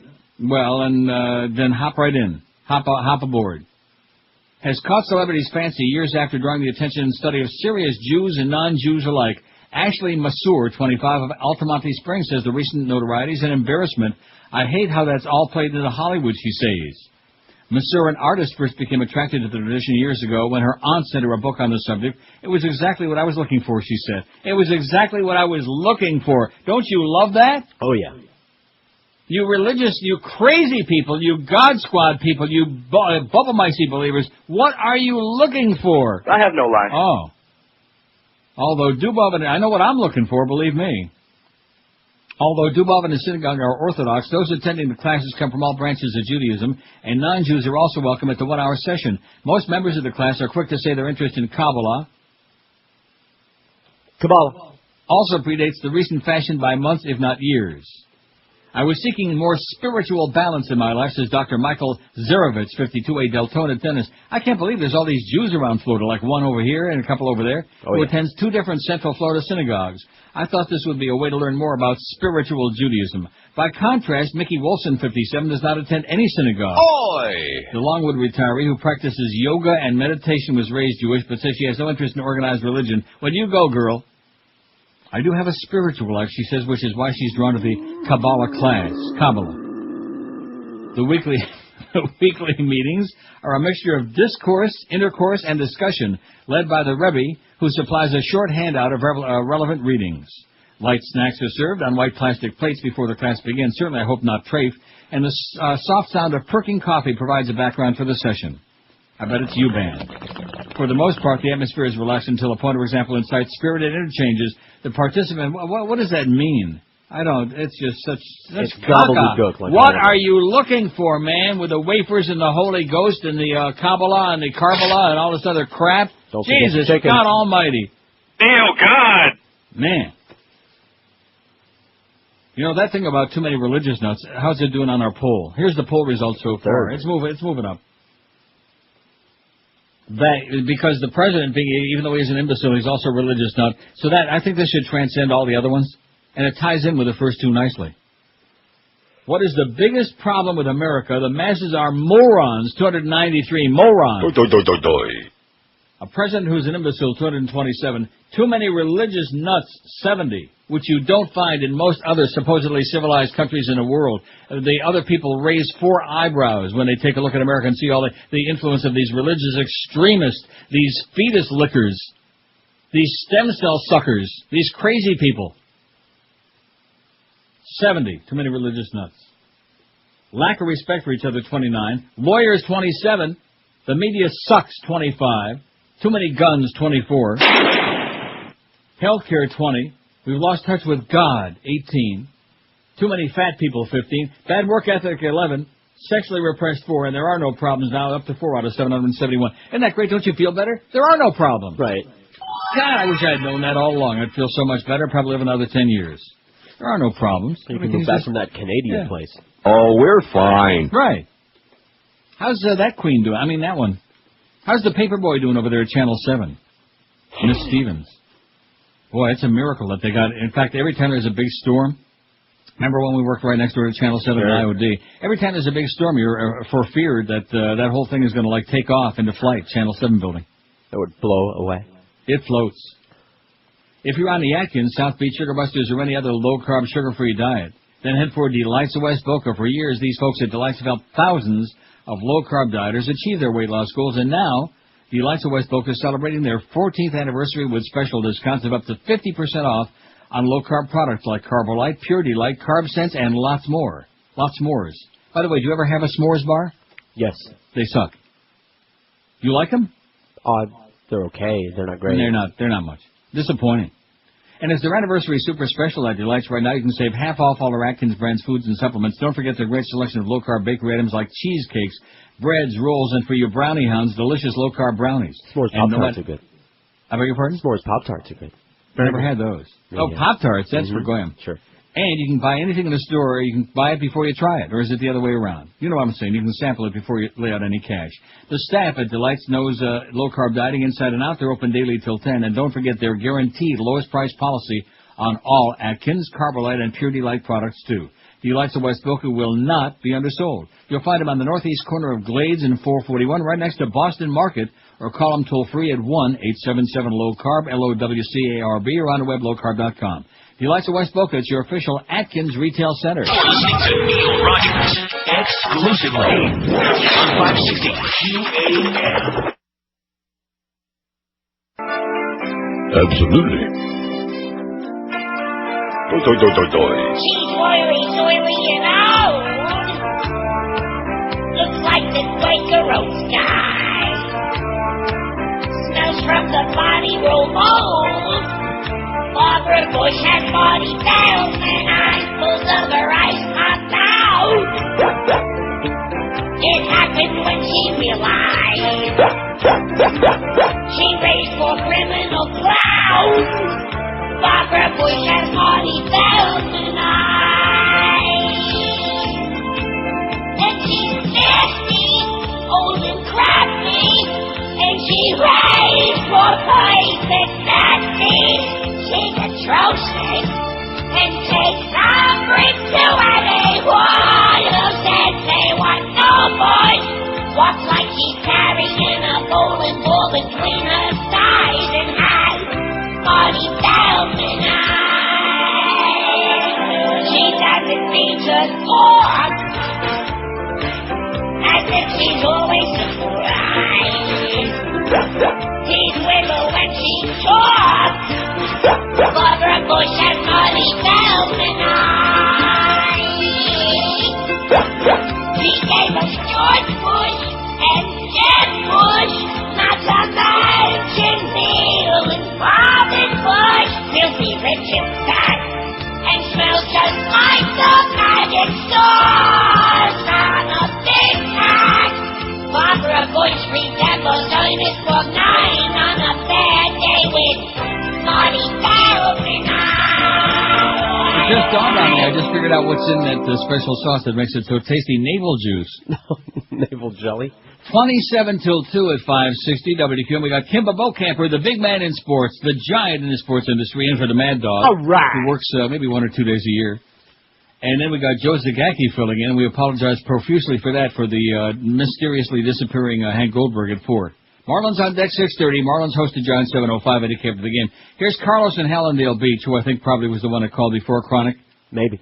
Listening to Howard Stern this morning, I heard him do several fart sounds as well as making brown squishing sounds. It's interesting that Carlos can tell the color of the sound on the radio. He must have color audio. Yeah, there are drugs you can take that'll do that. Great. As well as making brown squishing sounds when talking about George Bush's military duty. That was the one. That was green, though. Was it? Yeah. Thank God. Linda Blair vouches for it. It's got her squeal of approval. Not that it bothers me. I like the smell of a well-done radio show, says Carlos. What does bother me is that WQAM does not allow you the same freedom of artistic expression. See, here's another one trying to stir the pot. Go smoke it, Carlos. Don't worry about stirring it. You'll always be number 1 to me, even if you're not allowed number 2 on your show. Isn't that cute? Carlos trying to write a little funny. Here's something that ain't too funny from USA Today today. At a time yesterday, like I said. At a time when Democratic presidential candidate John Kerry's come under fire from a group of retired naval officers who say he lied about his combat record in Vietnam, questions about President Bush's 1968-73 stint in the Texas Air National Guard remain unresolved. Why did Bush, described by some of his fellow officers as a talented, enthusiastic pilot, stop flying fighter jets in the spring of '72 and fail to take an annual physical exam required of all pilots? What explains the apparent gap in the President's Guard service in the '72-'73 period, when commanders in Texas and Alabama say they never saw him report for duty, and records show no pay to Bush when he was supposed to be on duty in Alabama with a banjo on his knee? Did Bush receive preferential treatment in getting into the Guard and securing a coveted pilot slot despite poor qualifying scores and arrests but no convictions for stealing a Christmas wreath and rowdiness at a football game during his college years?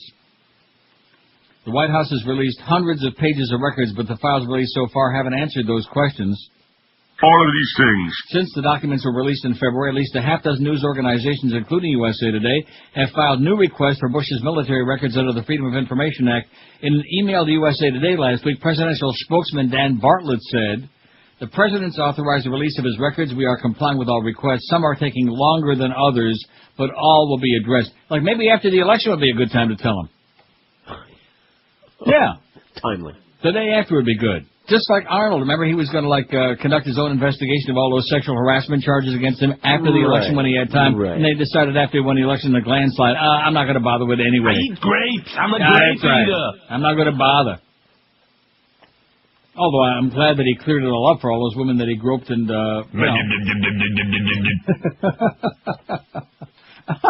Where the hell did that come from? I just had them in there. I love them. Huh? I love those. Oh, those are beautiful. May I see your Anita? I apologize. Anyway, that should tell you everything you need to know about America, is the fact that Arnold Schwarzenegger, the Terminator, is governor of California, the largest state in the country. That should tell you everything you need to know. Questions about Bush's record predate the current campaign. The apparent gap in his Guard service first surfaced before the 2000 election when the Boston Globe reported that Texas Guard commanders were unable to account for Bush's whereabouts from May 72 to April 73. Where'd he go? Bush hasn't said what he did in the Guard during that period, aside from a statement by former Alabama Air Guard officer who said he saw Bush report for duty there in the fall of '72. The only evidence that he was at Danley Air National Guard base in Alabama was a record of a dental exam January 6, 1973 at the base. Bush said in a TV interview in February that he would make all his military records available, but some documents still have not been made public. The White House did not release Bush's medical records from his Guard files, but allowed a group of reporters who cover the White House to review them for 20 minutes. They found nothing unusual. Kerry released some of his military records earlier this year. He's also declined to release his complete medical records, but showed them to reporters as Bush did. He said, "Here, you want to see it?" And then, since February, the White House has banned all Guard and military commanders outside the Pentagon from commenting on Bush's records of service. Requests for information must go to the Pentagon's Freedom of Information Act office and be approved by Hermann Goering Jr. before they're even looked at. How do you like that? It's the Gestapo. That's what Colin Powell said. And how come the media didn't play up that clip from Bob Woodward's book, huh? Shh. Shut up, you. You understand the Gestapo keeps track of everyone. Exactly. Which is why they're knocking on doors, checking out who's going to be protesting at the Republican convention next week. That's right. We understand you're going to be up to no good, okay? We want to get the goods. We want to, in fact, maybe you're a person of interest. All of that crap. Or an interested person. Yeah. We might actually get to, now, 8:02. I was going to say, if we'd really put the big push on, we'd got 1,000 votes during the show today, you know what? Should have pushed it. Well, too late now. Well, maybe Howie will go home early another day during the week. Like maybe tomorrow you'll get lucky. Maybe he'll go home at 10:15. Yeah, or 9:50. Maybe he'll run out of gas. No more. Anything else, Robin? Anything else, Robin? Anything else? Man, that's just, even Batman is embarrassed. You are listening to Neil Rogers exclusively on 560 QAM. Welcome.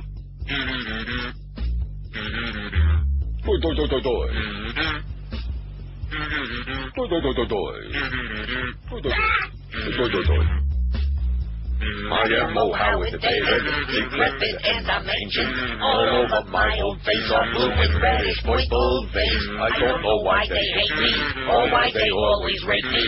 It must be cause I got these blue and reddish, boys full face. A vein mark on my arm, like a Rannoch Nally Mapalakawat. I got veins on my nose, and nobody knows that under my clothes I wear pantyhose. But that don't mean that I'm gay. If you think my arms are bad, you ought to see my legs. I might as well keep them smooth and shaved to show a little class the next time I'm raping it. I could go to a surgeon, but that gives me the shivers. I would not want to walk out looking like Joan Rivers. Where am I here? I fired the beast, the fat little freak. I did him a favor. Now he can't afford to eat. The reason I dismissed that stinking fat bastard is because he wouldn't shut up, and he can't play canasta. There's somebody talking over there. Nobody talks when I rap. I rap, then you talk. Hey, look at me. I'm hip, hip. I ain't no square. I'm a ding-dong daddy, man. I'm really dead. I fire anyone I want. I don't care. Especially if they make me flip my wig made of smelly green hair. I got fired myself. It even happens to the greats. Westwood once said, you get out of here or else we break your legs. So now I sit by the pool. Life's as good as it gets. With my paladin cocktail, placing bets on the Jets. In paradise. Paradise. I don't kiss nobody's ass in paradise. I'll be shoving down the Spoogans when I get the chance, but the cleaners aren't ready with my lime green pants. How long does it take? Guilty calling complaint. It was just a little fart, so what? I left the stage. You think that's funny? Want a knuckle sandwich, buddy? I can do what I want, because the management loves me. Can I tell you something, Mo? Something you ought to know. For the longest time, I wanted you to be my hoe. You ain't my type, pal. Now am straight. Pal, Mel. What are you doing? I won't take no for an answer. Get out of here. Not you. Get out of here. Get up, bitch.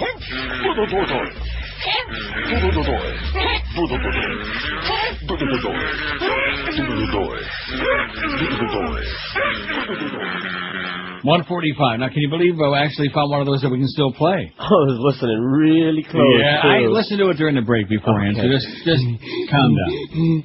Take 4 deep breaths and calm down. I'll take a Percocet.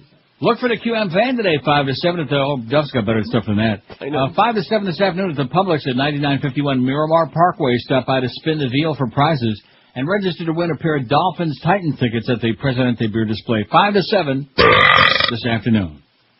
The Florida Panthers, who say they've added 37 employees in the past year, will lay off fewer than 10 employees on their business side on September 15, if, as expected, and you can just about bet your life on it, there is no new NHL labor agreement in place by then, said Chief Operating Officer Michael Yormark said yesterday.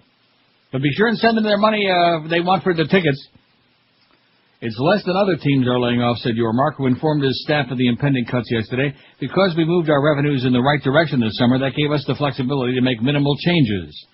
The Panthers, who have 125 employees on the business side, won't lay off any executives. Yormark said the layoffs would involve support staff in such areas as game presentation, human resources, and accounting. These people were not the ones who created the situation, Yormark said. That's the sad part. Yormark said he's not sure if the employees who would be rehired after the labor issue is settled. Panther General Manager Mike Keenan said there will be no layoffs on the hockey side if and when there is a lockout. Look out. Like I said, they want your money, though. Make no mistake about that. Get those season ticket checks in there. Even though there isn't going to be any season. Speaking of that, America may never be the same again after they hear this story. I'm strapped in. Well, you don't care. It's something because it's a sports thing. Oh. But it is part of Americana now, man. You can't mess with this. So I'll go back to listening to music then. Is Walt Disney running out the clock on Monday Night Football on ABC? Oh, my God. The 34-year-old sports classic is ABC's most popular and longest-running primetime program, a tradition that began in 1970 when ABC's legendary sports producer Roone Arledge put Howard Cosell, Don Meredith, and Keith Jackson in the broadcast booth. In recent years, though, the struggling Disney-owned network has been losing about $150 million annually on Monday Night Football. ABC pays the NFL $550 million a year for the rights to air the Monday night matchups, but advertising revenue doesn't come close to covering the cost. $150 million a year they're taking up the pipe. Now, with Disney executives under pressure to prove to Wall Street that they can reverse the fortunes of the fourth-place network and turn a profit by next year, they must decide whether the benefits of Monday Night Football outweigh the financial losses. ABC is between a rock and a hard place, said Brad Adgate. Isn't that a great name? Great name. He's research director for the ad-buying firm Horizon Media, and his name is Brad Adgate. It's been ABC's highest-rated show, but at some point they have to ask, how much is too much? The NFL's been meeting with network executives in recent weeks to start hammering out a new TV rights package that probably will exceed its current 8-year pact, which totals $17.6 billion and expire at the end of the 2005 football season. NFL executives have wanted to negotiate new agreements this fall before they begin contract talks with the Players Union because the network advertising market's been strong. But Disney told the league it isn't ready to deal. Instead, they want to wait until next year, closer to the October 2005 deadline, to negotiate NFL contracts for ABC and sister network ESPN. Would that be something? No more Monday Night Football? Yeah. I think that would be that, huh? It ain't going nowhere. I think that would be the end of America as we know it, don't you? Yes. In fact, then, if that happens, then we can retake the poll that we're taking today, and the obvious winner by a landslide, no more Monday Night Football is what's wrong with America. Da-da-da-da, da-da-da. I mean, if you don't have that, huh? Yeah. What do you got? What? You better get with it, mister, okay? You better get that 12-pack of beer ready, and you better be sitting right there in front of your screen when the regular season starts and we get that first Monday night game. Don't we have like a Monday night exhibitionist game going to be on there, too, I would assume, Josh? I would assume, yes. They generally do have an exhibitionist game on there, too, because then they can rake some more funds out of it, but evidently not nearly enough. A shortfall of $150 million. What a shame. What a shame.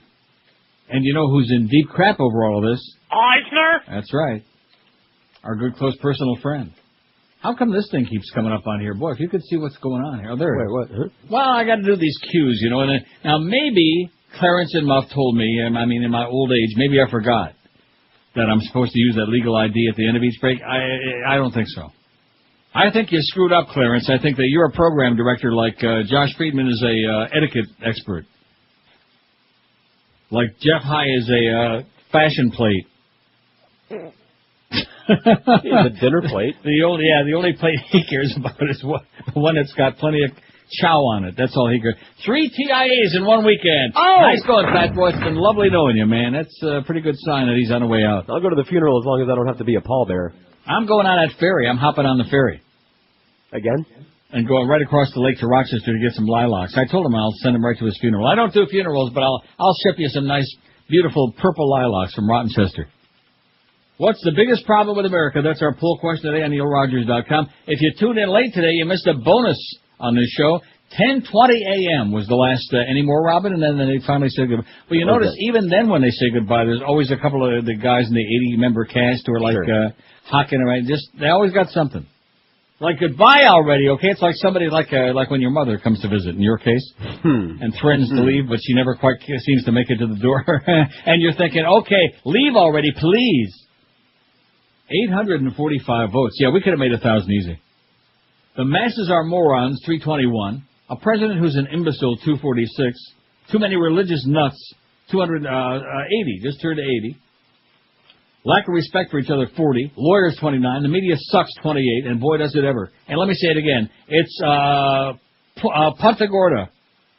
See, I can't even figure it out myself. I always knew what it was because I've driven through there many a time. Haven't you? Punta Quinte. The media sucks, 28. Too many guns, 24. We've lost touch with God, 23. Healthcare, 21. Too many fat people, 15, fat boy. Bad work ethic, 13. There are no problems, 5. And sexually repressed, 4. You're listening to Neil Rogers. On 560 Rock Solid AM. And now, a word from Howard Dean's wife. Hi. Hello there. I'm Dr. Judith Steinberg, wife of presidential candidate Howard Dean. You can call me Judy. Not Judge Judy. That's a different miscat. People want to know why I'm hardly ever on campaign trail with Howie. Hey, did you get a good look at me in Iowa? I scare the crap out of myself. I make Frau Fabissen and look like a Shayna Poonam. Stop me if I'm bombarding you with too much Yiddish, huh? Anyway, Howie says after I showed up, his numbers dropped. Know what I say? That's a bunch of mishigas. For those of you who don't capiche the Yiddish, that means crap. Howie's a good guy, though he's what you might call a loose cannon. He's got a pretty bad temper on him. I remember one time, one of our kids left a cap off of the toothpaste. I thought he was going to blow a gasket. The veins popped out in his head, and that white spit strings were going in the corners of his mouth. He went Meshuggah. I spent 23 years with this Shagets. Most of the time he's a mensch, but on occasion, I hate him. I think my husband Howie would make for a very good president. One of the things I'm a little PO'd about is that Howie doesn't let us have a TV. I want to watch Sex in the City, I got to schlep down to campaign headquarters or to the Kroger's to watch on some tiny black and white set. I have never seen any program in color, so I'm no Jackie Kennedy. Hell, if you look at me, I'm no Ted Kennedy. I don't wear makeup. I'm like a whisker away from being Amish. Don't expect to see much more of me during the campaign. The only reason I'm addressing you today is because I was able to chew through my restraints. Anyway, Gazagazont. That's Yiddish for Dr. Judith Steinberg. Over and out. Paid for by the Committee to Elect John Kerry President. We're going to South Carolina and Oklahoma and Arizona and North Dakota and New Mexico. We're going to California and Texas and New York. And we're going to South Dakota and Oregon and Washington and Michigan. And then we're going to Washington, D.C. to take back the White House. If the left is found to have a large private, she will be disqualified from the competition and stripped of her medal. If the bulge is found to be only a hernia, the Romanian powerhouse legend will only grow in the sportswomen weightlifting category. For argument's sake, let's just say it's a hernia, said Jacobson. Then she's extremely tough, though, because I can't imagine how painful it would be to lift that kind of weight with 5 or 6 inches of intestines bulging through your abdominal wall. Weightlifting officials and Olympic officials will meet with Maslaska this afternoon to examine the bulge. Oh, that was, I'm telling you, thank God for the Crow, you know.